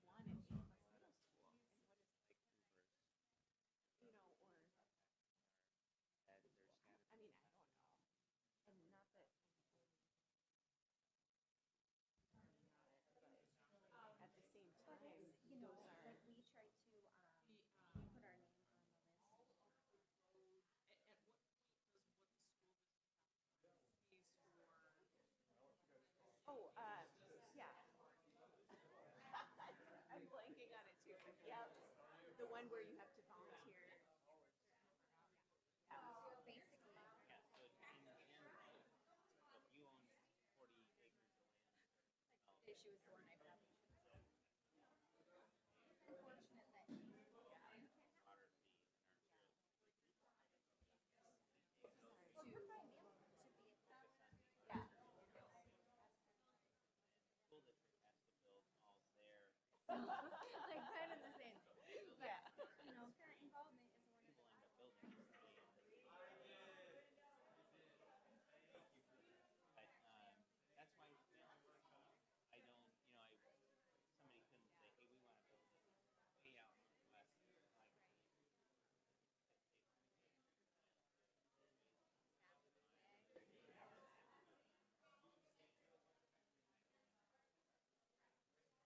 so it's kind of nice to, like when we're talking about, where they're talking. And I'm just more intrigued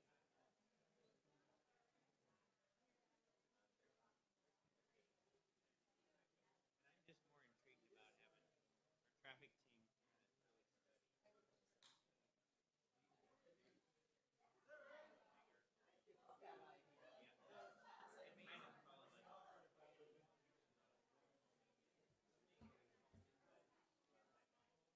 Absolutely, I love that idea. I was Yeah. glad to hear that. Yeah.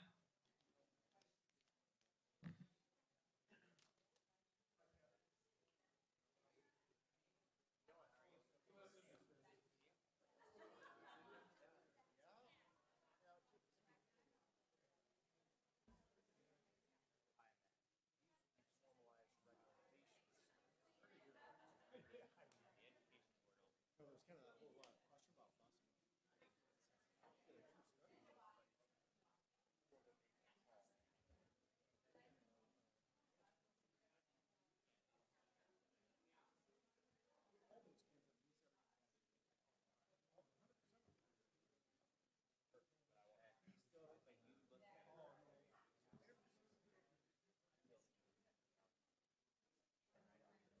Yeah, I wish that were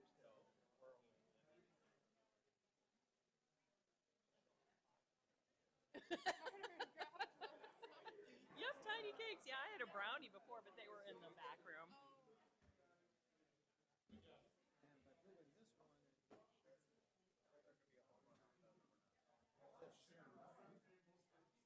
Starbursts are working for me right now. They just got that little extra tang, a little sour. Mhm.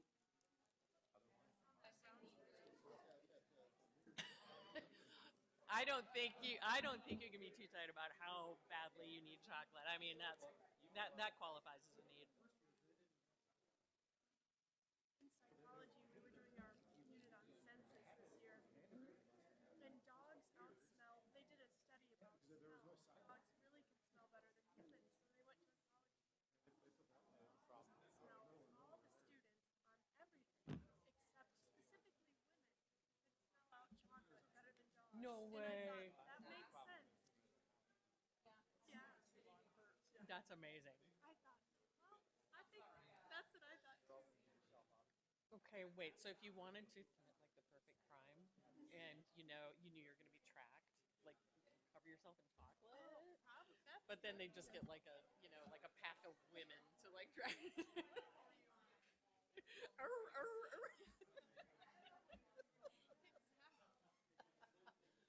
Oh my God, that is crazy.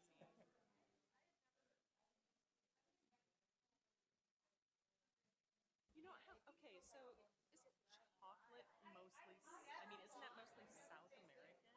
Or am I wrong? Right. It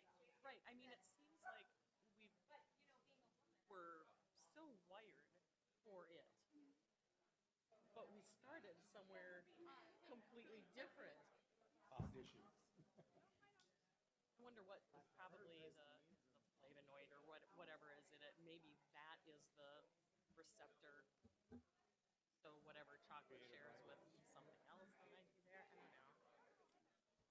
That sounds like a rabbit hole I don't need to go down. So interesting. I could not believe it.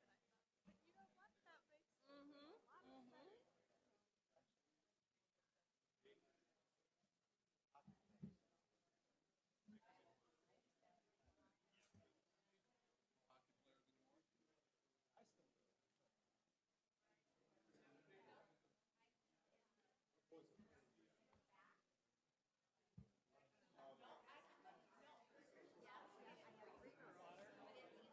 I don't need any right now.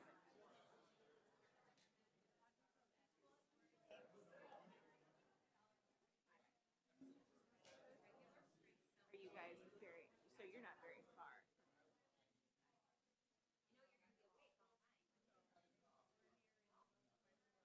Oh, wow. So you guys are seeing lots of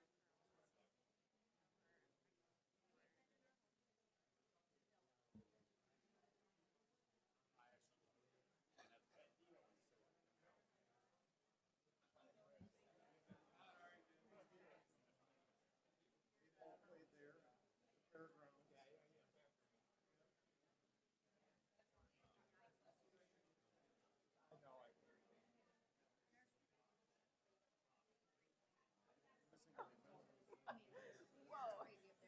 Yeah.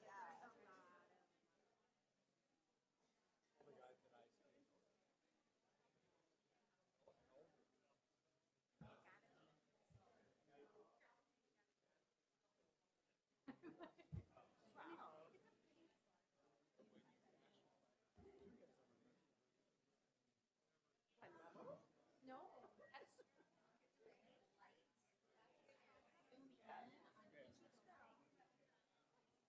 I can't change the colors.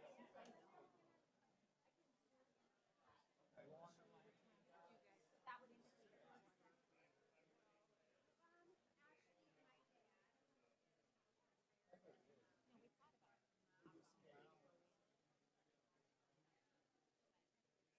No, we thought about it.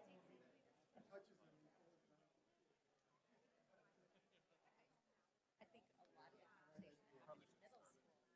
Well, I think so. Well, and I did appreciate it.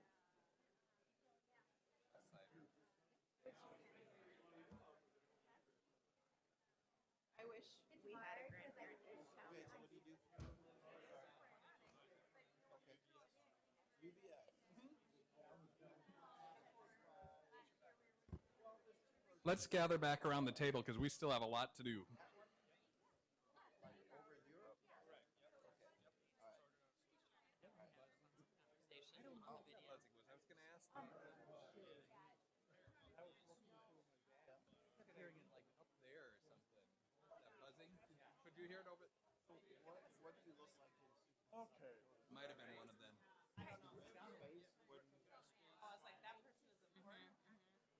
Up at Big Stone Lake. I came home for the meeting. I had to. over there? Over there. We bought one of the Organization, little survey. It was hard for me to And you prioritize. have Hard to wrap my head around how to prioritize We do. 21 out of the 30 responded. Are we going to show it? Okay. I'm going to have Deanne walk through it because we're not. You know what I mean? Because its end use is so far out. No disrespect. That's kind of figured, because it's just the lines are. All right, can we get started, please? Right. Mortar, that's, brick and mortar isn't. Lines are wherever you want to need them to be.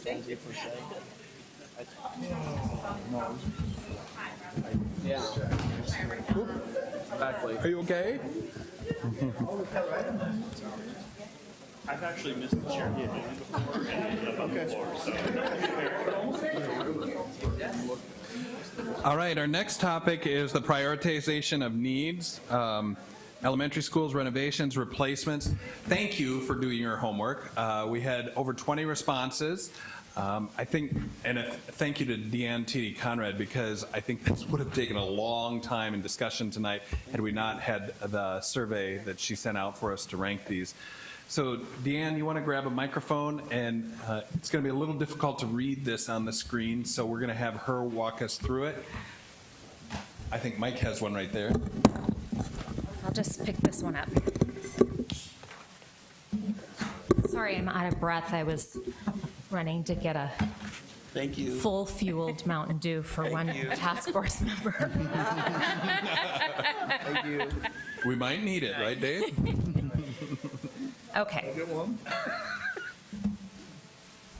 So this software that we sent out the survey on has a gray font, unfortunately, and so it's difficult to see. I'll tell you, there were 14 items that we asked you to rank, and those were the items from the materials you received last week. So for the additional projects. So coming in first in the rankings that you did is purchasing land for future Whittier replacement at $4.7 million. 8 people ranked that they're number 1, 6 ranked at number 2, 4 number 3, and so on down the line. Next, coming in was security and ADA projects, entrance redesigns, exterior restrooms at the high schools, stairs, elevators at $4.8 million. 8 of you ranked that as number 1, 3 as number 2, 4 as number 3, and so on. Next up is adding 6 classrooms to Horace Mann Behavior Site at a cost of $2.6 million. The ranking there, 3 at first, 3 at second, 3 at third. Shouldn't you just tell us what was first?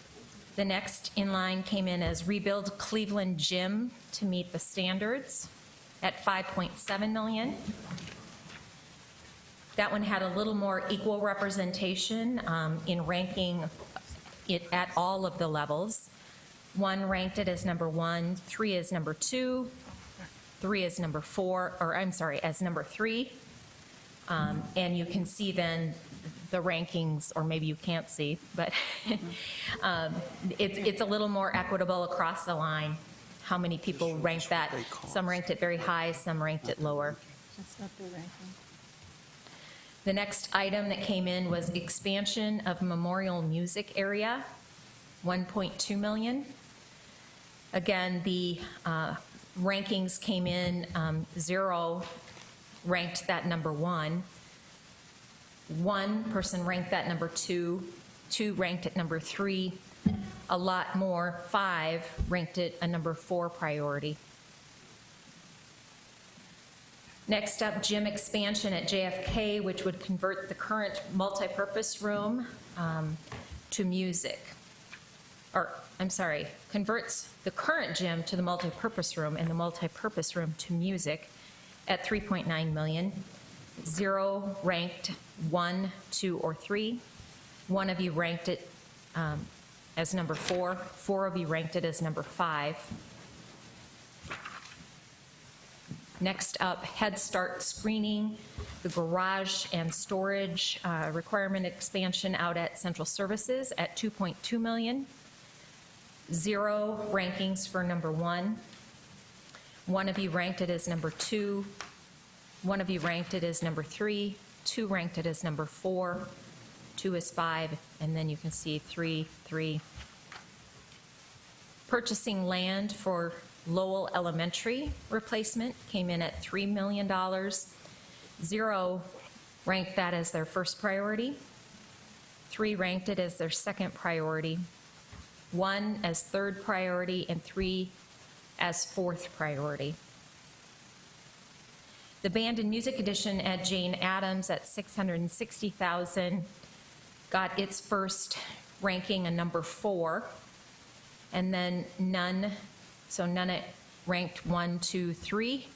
And then there was 1 ranking at 4, and 0 ranked it at 5. You can see the weight is at the higher end of the ranking scale there.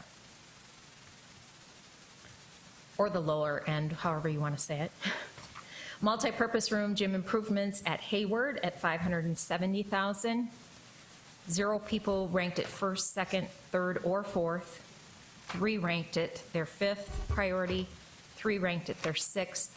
And again, more heavily weighted toward the opposite end of priorities. Gym expansion at Robert Frost, again, came in with 0s in the first 3 rankings. No one ranked it as top 3. 1 person ranked it as top 4, 5, and then 2 at 6 and 7 priorities. PE coaches area training room storage at Roosevelt and Washington. 1 person ranked that number 1. No one ranked it 2. 1 person ranked it 3. 3 people ranked it 4, and so on. Purchasing land, playground, parking at Jane Addams at $1.4 million. 0 ranked at number 1. 1 ranked at number 2. 2 ranked at number 3, and then across the board from there. And purchase land for additional parking at Sonia Sotomayor came in as the bottom priority, with 1 ranking coming in 5th, none coming in 6th, 1 coming in 7th, and such. If I go over to the right-hand side, you can see the total weight and ranking. Sorry, you can't see this all on one. But again, your top ranking, purchasing land for future Whittier replacement, the weighted rank score was 262, with the next coming in at 249. That next being security and ADA projects. Your third came in with 202 ranking points, was adding 6 additional classrooms at Horace Mann. 10 points less than that is your number 4 ranking, rebuilding Cleveland Gym, and such. Would anyone like me to go through that in greater detail, or any questions that you might have in terms of what was ranked first, second, third, and fourth? Questions for Deanne? Thoughts, comments on how we ranked it as a group? I had, we were discussing just a little bit over here about ranking the land acquisition for schools, and since that's sort of an opportunistic kind of thing, it's hard to really quantify where to put that, or I found that harder to quantify anywhere to put that in my rankings. Any other thoughts? What's the total value of these projects? Jeff, you have that off the top of your head? I have a spreadsheet. Deanne, can we get him a mic? And the reason I ask is, we know we want to build 3 schools. We haven't talked about what the capacity for bond issue is. Right. So we could spend 45 minutes debating the rank on this, but if we don't have the budget for it, that was a fruitless effort. So that's kind of why I'm curious if if we're okay with maybe just the top 4 or 5, we move on to bonds and then figure out what our budget is and come back and say, now we can start picking some different projects, would be my thought. Sure. Should we have Jeff, in addition to those questions, just reiterate the cost of, since we've decided on the high school, middle school, what those costs are, current construction costs, and then move to the next question that Martin had. The total, including all the elementaries and those sort of things, and this whole list is 181, just over 181 million. Okay, what would, 181 million? Yep. Okay, so 181 million. What was the cost again for the new construction, today's cost for high school? Was that 87? 84. 84? 84.7. Okay. Can I ask real quick? The middle school is 43. These are different numbers. Okay, and so the high school is 84.7 million, the middle school was 43 million. 43 million. Okay, let's see now. Then 17.5 for the elementary. Okay, that was the, what was 17.5 was elementary? Northwest Elementary. 17.5. Yes. Doug will answer the question that Brian had a question of the discrepancy on numbers from your just example bond calculator, Doug. That those numbers aren't consistent, but it was just an example. It was just hypothetical of sort of how it would look. Yeah, I think there's some rounding things that might have rounded some. These are not the exact. But we want to go off of Jeff's numbers as opposed to the numbers that you find in the calculator because they're just purely hypothetical, okay, so we're looking at 84.7 million for the high school, 43 million for the middle school, and 17.5 for the elementary. That includes the high school, middle school, and land. Okay. We already have the elementary. Yes. Okay. So Vernon did some quick math, and that brings us to 145.2 million at this point of what we're seeing for facility needs, given the growth enrollment. If we want to add to that, so that's just the subtotal. If we want to add to that, it would be if we said we're going to do everything that we just laid out in the survey, that would be the 181 million. So maybe now, Martin, to your point, is a good time to move into the discussion about what we think is tolerable, and then from there, go down to determine how many of the others of the 14 we would want to include. Now, I would lay it out. I think it's important that we give, again, not paint the board into a corner. Let's give them a range. They ultimately would need to decide what that bond issue is going to be. So maybe a range within 50 million. These are big numbers, I get it. Really big numbers. But we need to give them some space because ultimately they're the ones that are going to have to answer to the public. So with that, let's open it up to that discussion. Sure. So I just had a question at last week, your last month meeting, and I just have a quick question more for process. We had at the very back, the project out of scope. Yes, sorry. Thanks. So during our previous meeting, we had an appendix of projects out of scope of the task force, items that would be considered through capital outlay. The one question I had during our last meeting, and I felt like it would be good to know before we discuss those projects that are in scope, is some of these look similar enough in terms of pricing or in terms of aim or mission. So my quick question is just, why are the ones that are identified as capital outlay or out of scope, why are those out of scope? I'm not trying to move anything in. I'm just curious, process, what was the criteria that defined that? Jeff, did you want to take a tackle at that? Yeah, let me get to the listing, but several of them we'll reevaluate when the new buildings come online, so there might be some things we would change with those projects. So we don't want to get ahead of ourselves with some of those projects. So just a real quick follow-up on that. The reason why I'm quite curious is, so let's say of this list, let's say that there are, I don't know, 8 of the lists that are identified.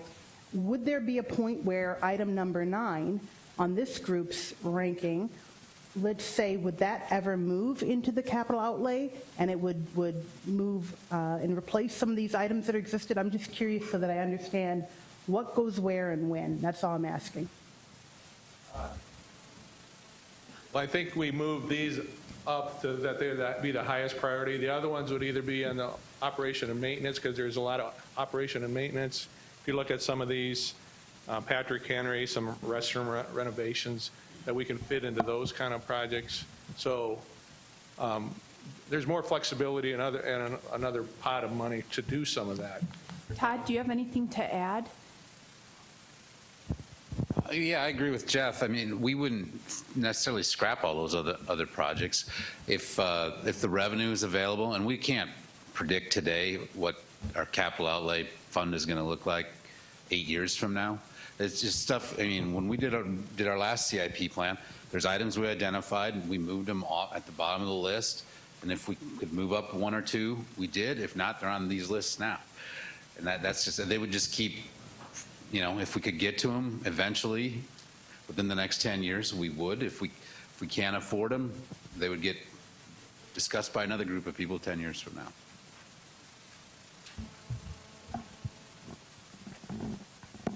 Also, while we're talking about some process, I want to address a couple of other things, and I think everyone on the table here understands this, but I want to make it clear, the board will make a recommendation, but there will be a public vote. And it takes a 60% margin in order for us to pass this general obligation law. There's no question that there will be a vote. It is state law. So to borrow this money, every voter in the Sioux Falls School District will have a voice in this. We should also talk about the importance of timing of the vote, because in order to get that high school and that middle school done by 2022, 2021, the timing is also laid out. Dr. Maher, do you want to address that, or Todd? Yes, I'll give you the summary, and Todd is used to cleaning up messes that I make. The biggest thing I think with our budget is that our budget has to be completed, finalized, ratified by the Board of Education by the last day in September. So for us to run a bond issue and have it have the funds as accessible as they can, as immediately as they can be, it would be important for us to run a bond issue during a period of time where our board could still put the budget parameters together by September 30th. So I think that's one of the markers that we would be looking at throughout this process. Questions about that timing?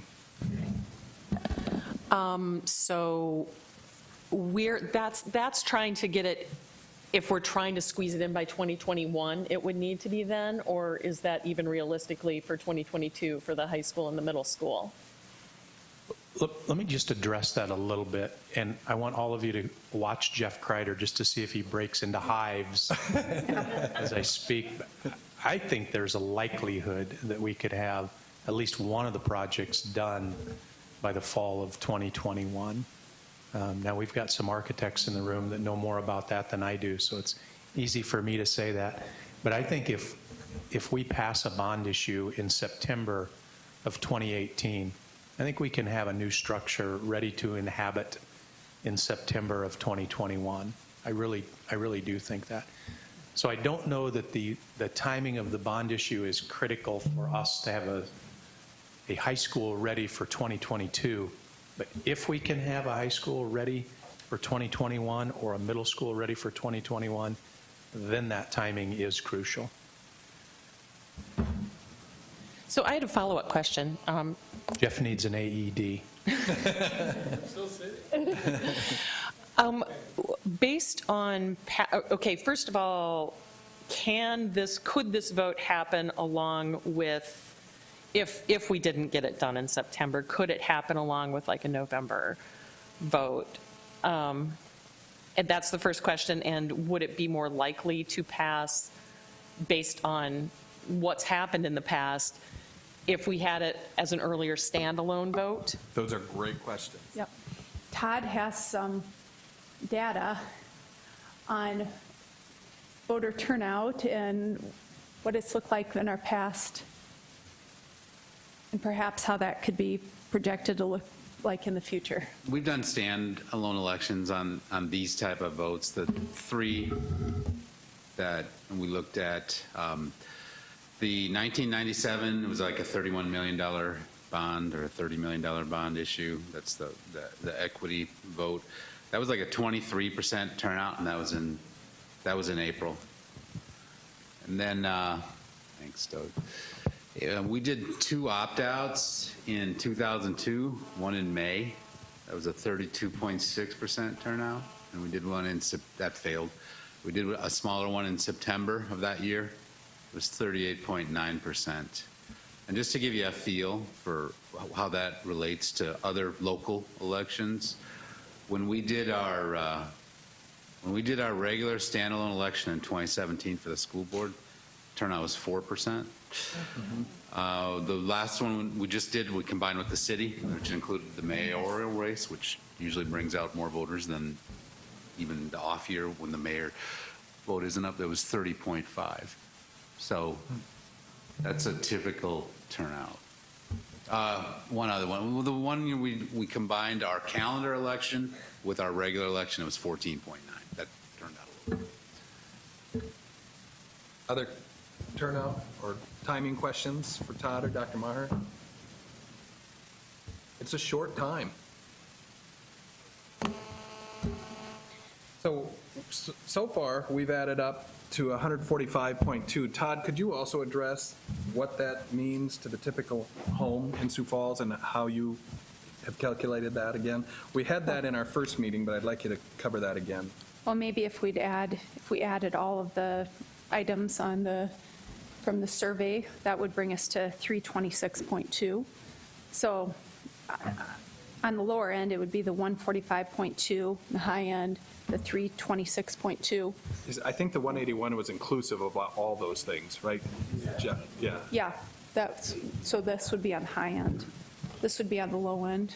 Is that right, Jeff? 181, that would include, that includes that we had to purchase.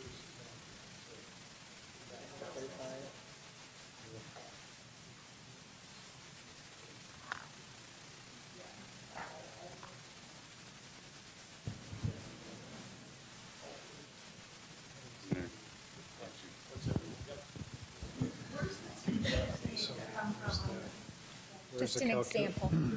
It's just an example. Calculator.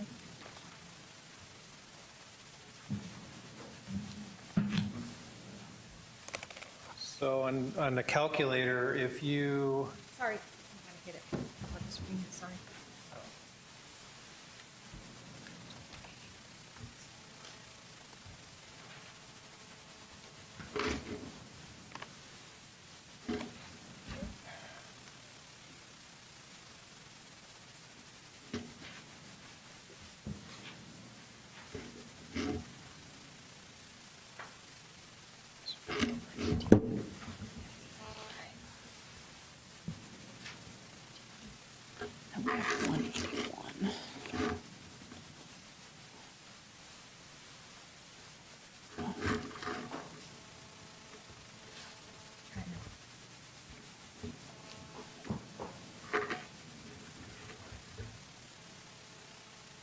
okay, so basically when I put the Whittier land piece in there, not the school. If you look up there on the screen, that's 178.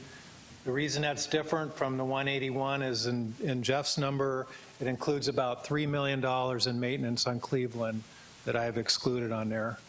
And so that's essentially, that's the amount. And then it's kind of dependent on how much you would do in a year one of issuance. So if you chose to do everything except the elementary school, you would have 160.6. You can see in year one bond proceeds, and then if you follow that down below, The impact to a $100,000 home would be $7.48 a month or $89.80 per year.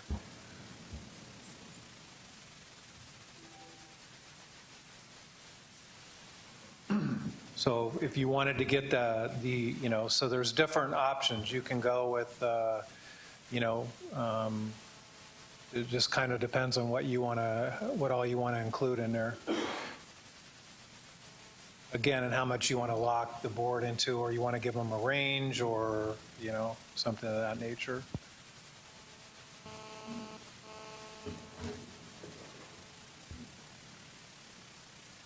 Martin? I know there's a couple people in the room that have gone through bond issues. Can anyone speak as to why they failed the first couple times? If they did fail, or if they passed, why they passed? It's got to come down to appetite, correct? Theron has some experience in past school bond issues. Theron, you want to address that? Sure. He needs a microphone.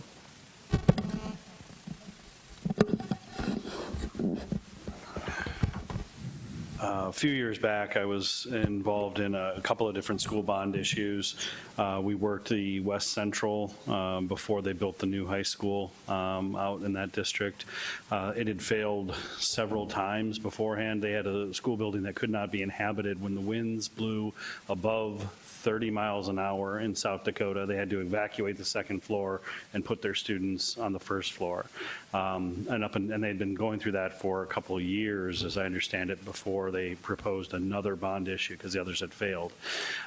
So we worked with a citizen committee to get a bond passed. And why it had failed in the past, it was largely turnout, smaller turnout in those cases. The no votes were able to overwhelm because it was a largely agricultural district, and so they were talking about raising taxes on agricultural land, and it was very difficult, but we were able to position that against the extreme need of this building literally falling down around the students. They lost a chimney through the middle of the school in the years prior, and luckily no students were there or hurt, but it was pretty bad. At any rate, they had very low turnout in their elections. In the one that was successful, we raised voter turnout significantly, and it passed. Another aspect that I think that helps within those bond elections is getting people familiar with it. In Del Rapids, they tried 3 times before it passed. We were also involved in the second attempt on that and the third attempt when it did pass. Harrisburg, before they really started their expansion, they tried it twice and it had failed. The third time it passed, and it was the same situation. I mean, they didn't really change much for the talking points or what they were trying to do. The dollar amount changed slightly, but again, turnout came up in those latter ones. So it has a lot to do with voter turnout and getting the right people to the polls. I would think a lot of it has to be a shock factor in the amount of money. It could. In the terms of the messaging, yes. You see the initial, and then you get people. The dollar amounts are significant. It's not an insubstantial amount. Would it be helpful if Doug ran us through a scenario or gave us a range? So if we're looking on the lower end of using the dollar amounts that we talked about previously of just the 3 schools would be at 145.2 million. So that would be on the low end. And then let's say we put everything from the survey, we added that to it, that's at 181 million. So that would be a total of 326.2 million. So that would be the high end, is the 326. The low end would be the 145.2 million. Would it be helpful to quantify it as, I'm sorry, your name tag fell down. I'm sorry, Mary, sorry, as Mary suggested, if Doug could run us through that scenario where we look at it on the low end, what that would mean monthly to a homeowner in our school district on the low end, and then also compare it in the high end. And if we did the home value at 100,000, so the calculator, it just fits with the calculator. Would that be a good use of time? I'm just saying, I've been intently looking at these numbers for weeks, Mm-hmm. and I still go, wow. Yeah, so maybe we break it down per month. You know, Mm-hmm. Absolutely. you want to get this started, but you're going to have people like me going, wow. Right. What does it mean to our residents? That's a fair question. So we'll give Doug maybe a moment. Which I've done. Any questions in the meantime? Deanna? I think the idea that we need to remember is what I've always been told is about 25% of our population have kids in school. So we have to talk to the 75% while making sure that 25% gets to the polls and brings their neighbors and bring their grandmother and anybody else they know. That's where the rub is, because the sticker shock is going to be there, and I don't think there's any way we can minimize that other than to talk about individual impact. But if I heard what Theron said, it's turnout. And if you looked at Todd's numbers when he said, I wrote them down, like a standalone election for the school board, 4% of our voters turn out. And even at the high end, it's 30% of our voters. But if we could get the 25% of people who have children in school, that might be a big plus. But how are we going to do that in September? That's the part as I don't have kids in school, I have grandchildren, but how do I get the information to all of my friends? And it's September, and it's the beginning of school, and you're getting bombarded with all this stuff. I'm just curious about what other people feel like with that September date. That along with Mary's comment about, oh my gosh, this is worrying me. How do we acknowledge the worry, educate people, inspire them to vote, and then have a bond issue in September? So sticker price, timing. Jeff? I'm just wondering how, and you guys have been wonderful, we've all had our input, but I wonder if any of the board members would like to talk about the September date, how you feel about that, and what we're delivering so far to you. Is it too much? Is it too little? Or is this a question that we should wait and talk about next week? But if any of the board members would like to talk about the September date, feel free to give us your input too, please.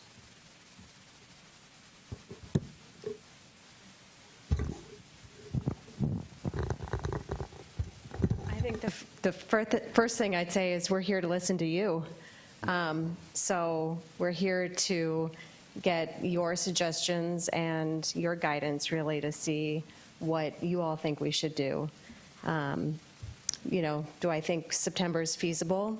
Yes, I think we've got enough time. But we really are looking to you to help us make those decisions. Mary. Back to the bond amounts and the failures and the successes. Were any of those bond amounts reduced on second and third tries? I actually don't recall West Central specifically, how much they revamped it. Del Rapids did. Del Rapids did. And I want to say Harrisburg made some minor adjustments, but not that many that first time. And then in subsequent years, Harrisburg has passed without, and hasn't really been much of an issue. They ran another one, and they basically said, we're not raising your taxes, we're just keeping them the same. We're not letting it expire. and their people were, okay, and it just passed overwhelmingly. So, there's... So where I was going with my sticker shock question was, if you have a timing issue, and going beyond into this list, Nan gave us the high end, and that's fine, we should know that. But if you have a timing issue, I think the sticker shock that has happened we can learn from the districts around us. Vernon, one thing, just to kind of extend on the process, is on the heels of your guys' work, there'll be a survey that's going to be done that Joe's helping to create. So within that survey will be the ability to test various price points on the tolerance for, what's the tolerance at $10 a month, $15, $20, which probably will give the board some feedback and ultimately where to draw the line based on what the whole community is saying, because the whole community will be participating in the survey, or those that want to. So maybe the path forward is, are the projects that you see up there worthy of the board, and hand it off to the board to say, based on community feedback on tolerance for bond levels, that they should go forward, perhaps. Remind us of the timing on the survey and when results will come in. Survey is going to go out, Deanne, on, it's right after you guys deliver the final report. So that week, that Monday. And so based on taking all the information that you guys have created and feedback, I think the intent is for the survey to test some of those price points. Joe, is that correct? Nan, you suggested that we would start at 145 million, right? Well, just if That covers the 3 schools. that covers the 3 schools. I would add one more thing, because I think it's important that we deliver this message. I hope that as consensus that we are in agreement that Whittier needs to be replaced in about 10 years. I think it would send a strong message if we included the property acquisition as part of that base. And so is that another, how many millions of dollars is that? 4.1. I would add the 4.7, so I'd take it up to 150 million. That then addresses what we believe to be the true priorities, and I think where we all have consensus. I don't think we have consensus beyond the Whittier property acquisition, and I'm not sure I quite understand what we can do with the capital outlays. I don't know how far that's going to take us, but in terms of bonding for a 25-year period, I'm not real comfortable bonding out, additional classrooms or converting something from a multi-purpose room to a music room or whatever. But if we're saying that the priorities in this school district are to add an elementary school, a middle school, a high school, and get ready for the Whittier replacement in 10 years, I think what we should be looking at is a $150 million bond issue. See, Mary just said she agreed. I think that, can I just talk about what Jack said? Because it seems to me like it's just clarification. And what we think we're here for, we see the need, and I feel in the community that they feel the need for the high school, middle school. I haven't heard that much about elementary, but the elementary too. And then the other capital outlay issues and these priorities kind of muddies the water. And I think that the community's aware that we need to replace Whittier. So I think when we get into those other capital outlay issues, like Jack's talking about, it kind of muddies the water. It doesn't make it clear for us to say what we're asking the money for. And we need to be comfortable in saying what we're going to say to the school board about real specifically those issues. What about the cost of Whittier, we talked about the land. We didn't factor in the cost. So if we're talking about the land in 10 years and replacing it, there'll be a cost to replace the facility. Well, presumably there'll be another bond issue in 10 years. But I agree, see, Jack. I think that's the issue, is that we need to just handle what we have on our plate now. Okay. And then look at, replacing and all those other things. Like in 97, it was that whole big issue of to be equitable in all the schools. So we had a defined directive and purpose. And I think we need our defined and, purpose that's really clear, going forward for the next 5 years. I remember the 97 bond issue, and it was a lot of hard work went into that, and I think, frankly, I think we were surprised that the community rallied and supported it. I mean, at that time, it was the largest bond issue in the history of the community, and now we're talking about going from 31 million to 150 million. I'm with Mary. I mean, the sticker shock on this is going to be. It'll be hard. And I think the community expects that from us. They expect that we're going to go ask for money for moon. those things. They expect that we're going to ask for real specific what we need, like they did in the equity. And they came out and really supported us. So I just think we have to be careful with that, because the community has been really supportive, but we need to be very clear and specific on what we're asking for. We'll get to Brian. I just want to ask one clarifying question to Jeff, and just to make sure that we're understanding the 10-year plan. Because when we say 10 years, it could be the latter end of like year 9 it needs to be replaced, and we're going into that, or if it's truly, after 10 years to then look at a new. So Jack brought up a point of, if we're looking at a 10-year plan and we know Whittier needs to be replaced in 10 years, I'm getting a little detailed here, but are you looking at, and we're looking at a 10-year plan, are you looking to replace Whittier then year 11 or start that with year 10? That's a little bit of a gray, murky area, but maybe if we could just have clarification on that. I think you can start the planning in year 10. I mean, we could do some preliminary planning as we acquire the houses and see how that goes. But, I mean, I don't see anything on the horizon on preventive maintenance, other than things we'll do every year, but major preventive maintenance projects. I mean, there's nothing on the docket. The boilers, the main pieces are in good shape for 10 years. Okay, good. And then Brian had a question. I know Todd talked about the success rate depending upon voter turnout and those types of numbers. Joe, as you go around the country and you are involved in these, in different communities, what is the success rate of that first bond issue? What is the success rate then of the second? Is there as Theron was saying, they failed, then they passed, but really much wasn't changed. Is this standard? Are we looking at 3 votes before we get it, or? I would say no, and hopefully that's not the case. I'm quick to say I haven't worked on a project in South Dakota. I can tell you I've worked on dozens of projects in Wisconsin and other parts of the country. And what I've seen is that there is a very high rate of passage for those districts that engage their community about the need, have a solid process where they're publicly discussing the need, and have a solution based on that process to address the need. So again, communicating the need, having a process like this that's very transparent, and having a thoughtful solution, they pass. What I can't tell you is what that threshold is. I can tell you that there have been some passage rates of pretty large referenda around the country. There was a big one in Omaha just last week.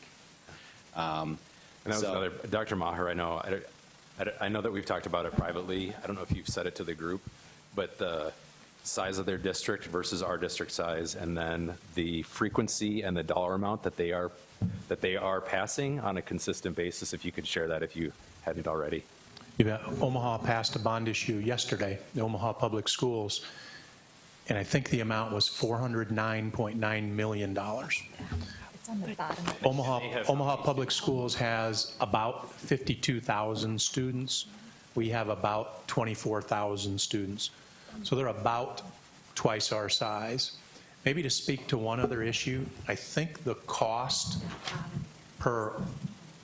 the monthly cost on a $150,000 home was about $8 a month, something along those lines. So I think that's where we have to consider what's our appetite.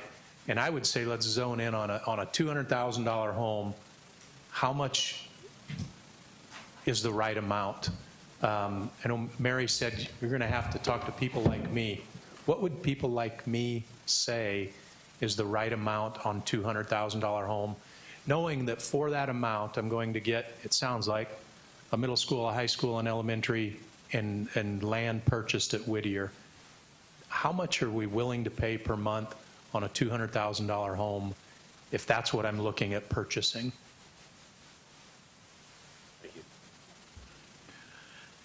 And in our first meeting, Todd had given us this sheet that lays that out for a $200,000 home for $100 million, $150 million, and $200 million.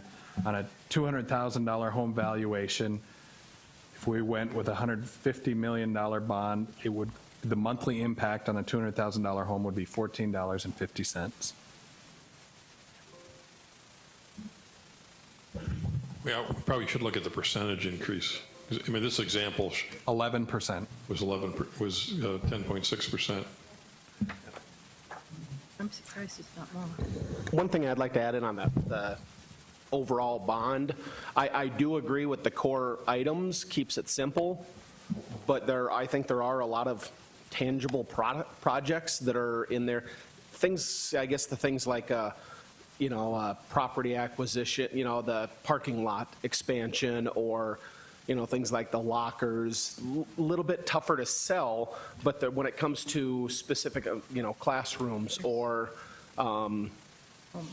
gymnasium, safety, accessibility, things like that, I don't think that there's going to be as much of a resistance if it's a legitimate need. It really needs to be on that need versus want. Can these schools function without the project, or can they get along just fine? It just may, be a full parking lot instead of having some spots open.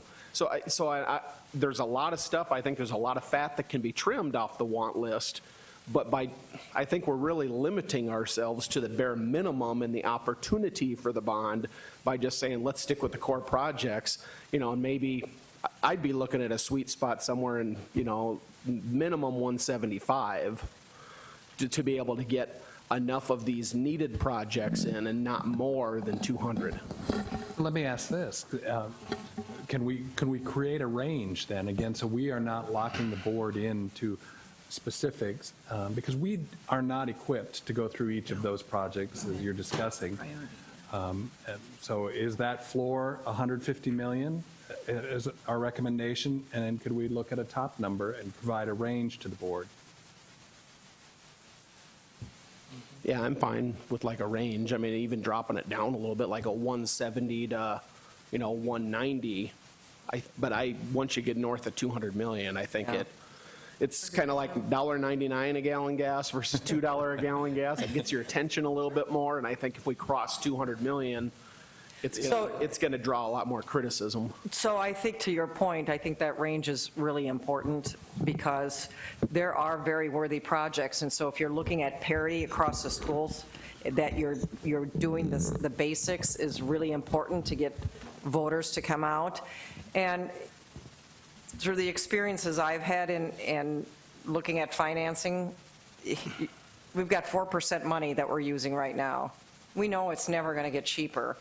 So we need to take advantage of that and help people understand what a great gift that is to look at, and to maybe up the ante a little bit to be able to utilize that money and give the board and the people here flexibility to help us with that. So understand, it is a lot of money, but those kids deserve it. This community deserves it. And so we need to be mindful of what that investment looks like. Darren. Yeah, to that point, money is cheap right now, and it's not going to get any cheaper, and construction costs are only going to go up. I guess I have one question back to the administration, and regarding the bond. We were talking about just the land acquisition for Whittier in the calculation.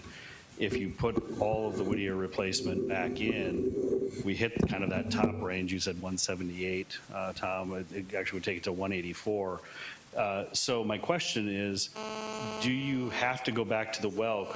Could it be structured as such that, okay, well, we have this, put it out there, the bond vote is 180, and okay, we specify that it was going to include these projects, but we don't start the bond for Whittier until year 5 when the planning goes on. So we take some of the money, get things going, that's fine, but then we don't have to go back for a second vote if people approve it. I don't know if that's a possibility. Probably a Todd question? Yes.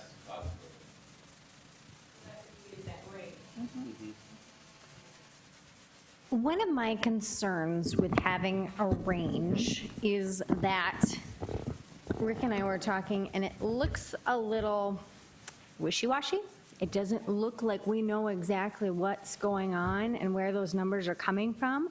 And so I would almost recommend a cap, like an up to versus a range, saying, because as good stewards of the taxpayers' dollars, the board will try and come in under if they can, or whatever. That's kind of up to them.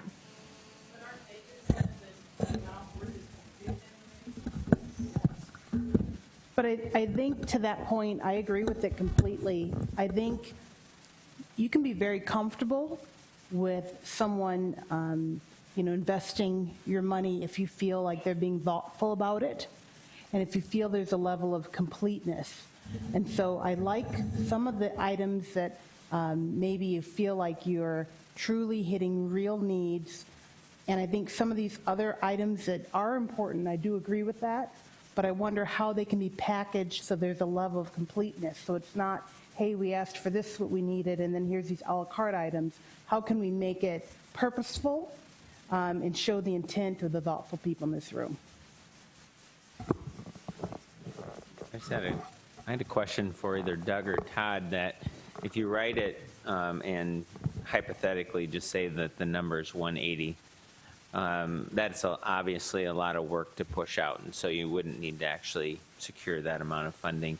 Do these larger school districts, like Omaha, when they issue $400 million, would they do like a bond issuance, like Theron was saying, kind of maybe 3 phases? That also helps our taxpayers phase into the impact that Series 1 might be, a third of that. Series 2, maybe 2 or 3 years later, could be the next third. But it actually gives the vote gives the school board that flexibility to issue. Is there a maximum time frame of when all the issuances have to be completed?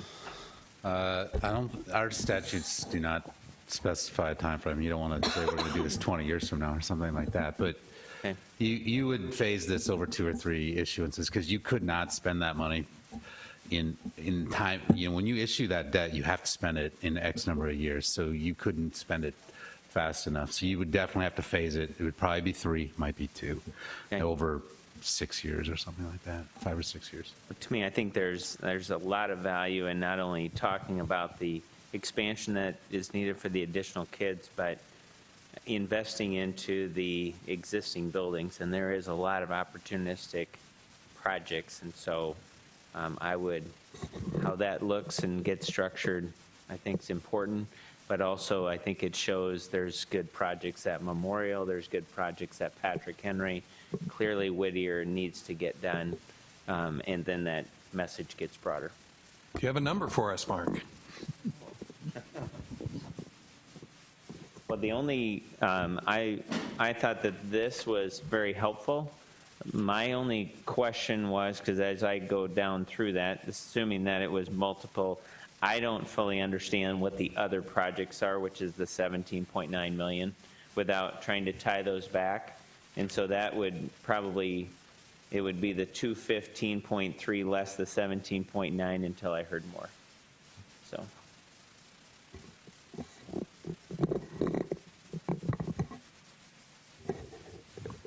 Other thoughts? So when we talk about 3 different phases, are those 3 different votes or all just one vote? One vote. And then authorized to a level that they could take from periodically, because they can only take as much as they can spend within a certain time frame. Mary, what are your thoughts? I had a question when we first got this in the email, and I was going to email you and ask you that question. The annual impact per million of bonds issued. Can you explain to me exactly what that means? Because we're talking, the way I read this is it's per million, correct? And we're talking 150 million. It can be any, in that spreadsheet, it's whatever scenario you want it to run. So it could be 130, 150. Just trying to calculate any scenario that you would want to run. Per X million. Whatever you end up. Per $1 million of bonds. It's just a figure to calculate the impact on homeowners. So is it my proper understanding that so there'd be a bond issuance 1, bond issuance 2, bond issuance 3, and then the property taxes would just have a laddered effect where they wouldn't see them until the bond was issued, and then that following tax assessment is when it would be in effect? Correct. So if we'd be looking at a 3-year issuance, it probably would be a 4-year before you'd actually see it, because it'd be the following year's tax assessment before that would show up. Look at the ex-board member nodding there, exactly, right? Yeah, good. I think part of it is we forget that. We think, oh my gosh, it's going to hit tomorrow, and it isn't. The thing that I would hope that this group starts to think about, because I'm hearing it reiterated in different ways, is that over the next 20 or 30 years, a group like this is going to continue to have these conversations, so we might as well put out what people told us at the beginning, when I go back to Theron's word cloud, and that is, why did you wait so long? We heard that over and over, and I want to go back to the community and say, we heard you. We commit to not waiting so long. It's been, if you don't consider the opt-outs, it's been 20 years since we issued a bond to do equity. So I think if we start preparing people, then Mary and people like Mary and like me won't have a shock value, because it'll be what we paid 5 years ago. Oh, you know, 200, you know, whatever, $100 or $10 a month or whatever it is. But I think we need to remind the community that we heard them loud and clear, and that we are looking into the future. So be prepared that we will talk about this a lot, and to have some type of process so that they're aware of it might make this more palatable and get some of these projects done. So the last number I heard on the table was up to 180 million. So, Brenda, can I go back to what she asked? Yes. About the new tax levy, it says $9.15 on the sheet. Is that for 1 million?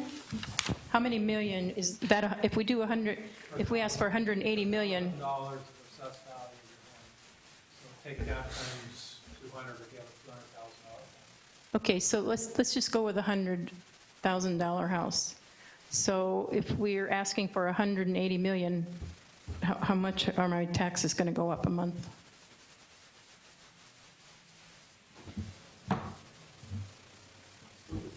That's I guess you're saying it was all issued on year 1? I don't know. I just want to know how much my taxes are going up. $8.39. What? $8.39 a month. 180.1 million comes out to $8.39 a month for a $100,000 home. That's what we need to know. Yes. Theron, say that again. Or With the microphone, With the please, Theron. microphone.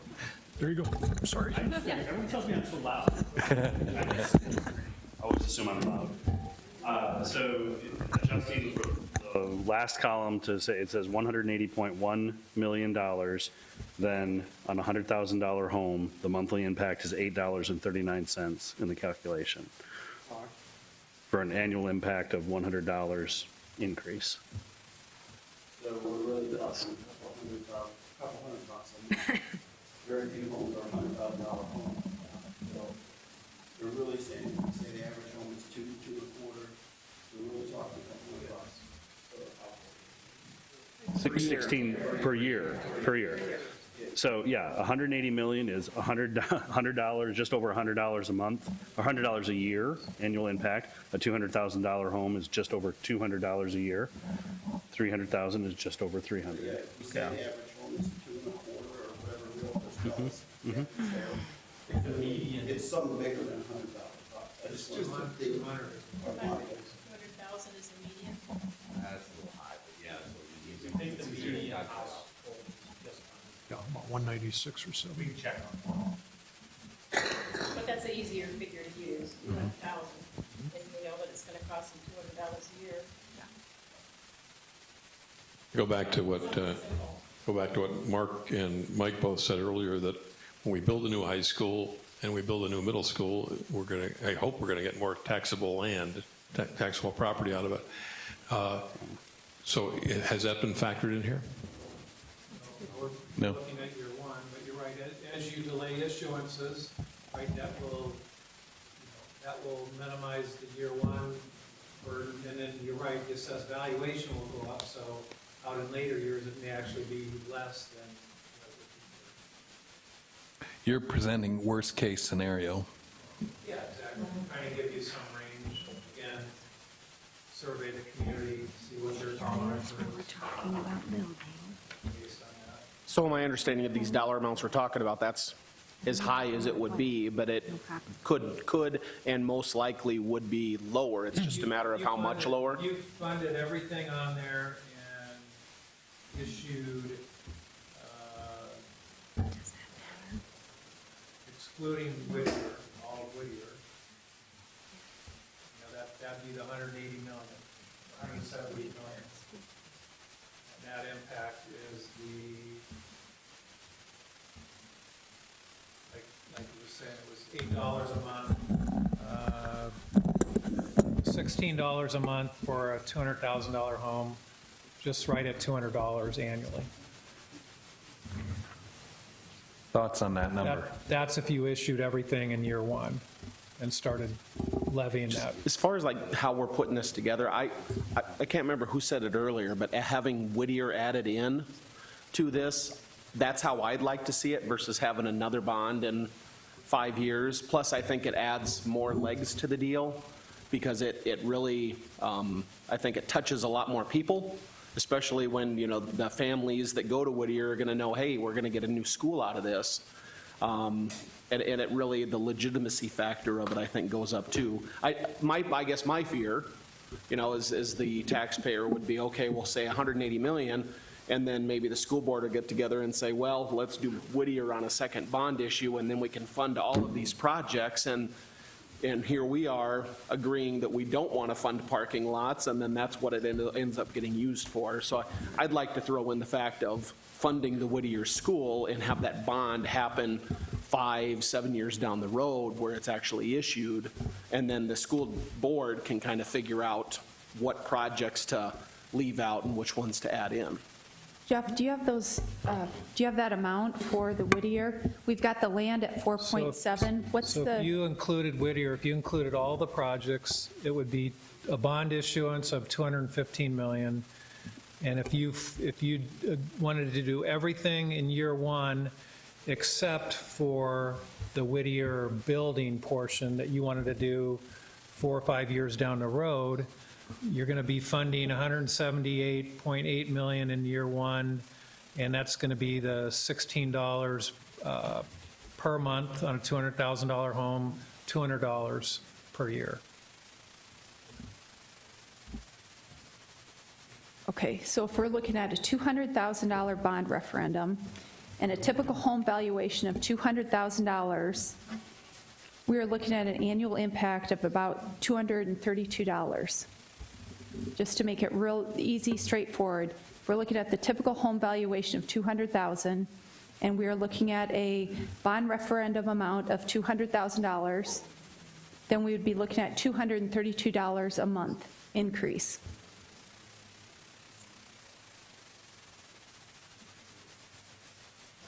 Right, correct? We talked A year. earlier about need versus want. I think replacing Whittier today is a want because we were told that Whittier has at least a 10-year life ahead of it, maybe more, that we might even start the planning for replacement in 10 years rather than an opening in 10 years.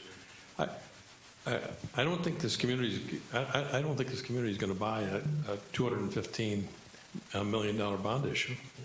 I think we'd get killed out there. I think you have to be somewhat, people expect us to be fiscally conservative, and again, there's nothing fiscally conservative about 150 million, let alone 180 million. I think we really need to address. I would urge the board to look at what are the true needs today, And to me, it starts at that 150 million, replacing 3 schools and getting ready for the replacement of Whittier. And maybe there's a way to package other things adding up to roughly 30 million, but boy, you've got to package that well in order to be able to sell it. And if you're giving a list of 20 projects and you're trying to sell it that way, good luck. You got to sell it some other way. I mean, that's what we did in '97. We packaged it as here's a way to have equity in the delivery of education in our city, and that's how it was sold. I have a question for you, Mike. Looking at the approved residential developments in those areas where we're looking at placing the middle schools and high schools, do you feel that those homes where possibly, we're going to have to reboundary, but what are those families that are going to be sending their kids to that school, most likely, what is their home value at? Like, are we talking $200,000 homes, or? I think any areas that you're going to see new construction will be at least that amount, or if not higher. Right now, for new construction, it's probably $250,000 is the basic valuation. The 197 is based on existing homes that have been on the market. So yeah, 250 is realistically what new construction costs are going to be. And I just I think we're heading in the right direction, because we do need to determine, the board, what are the true needs and what is the community going to support. And I think doing that survey will help answer some of that. And then just keep in mind the percentage of voters that do not have students in the district. And then we have a district that has, 50% free and reduced, right? That's pretty close. Yeah. So there's some demographics there that kind of go back to what Jack is saying, that you have to be, and we don't want this to fail, because if it fails, it's going to get delayed. It's going to cost even more in the future. No, we are past our time. I have one proposal that maybe we can agree on. Can we agree that to that 150 million tonight? We don't have to make the final decision on that tonight. And then the district can run the numbers, because I don't want us to be sloppy on this before the final report. I think we've given Joe enough direction to write the draft for the report. And then in our first item in the next meeting, we take the discussion up here again. Does that make sense? Let's do that. Everyone's in agreement that 150 million is okay? As a placeholder? As a placeholder for the discussion? Yes. Mary, I want to ask you, because you raised it first, are you comfortable with that number for the sake of discussion leading into our next meeting? Okay, very good.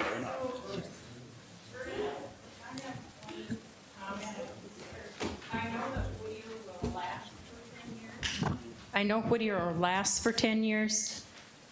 We're building all of these new schools. How equitable is it not to address 100 and some year? Let's put that as item number 2 on our agenda, okay? For next time. Because it's, it's very different when you walk into Whittier, gymnasium, wherever, than any other school. Agreed. Before we close, Joe, are there any remaining process issues that you want to address to produce, to keep us moving forward for this final report?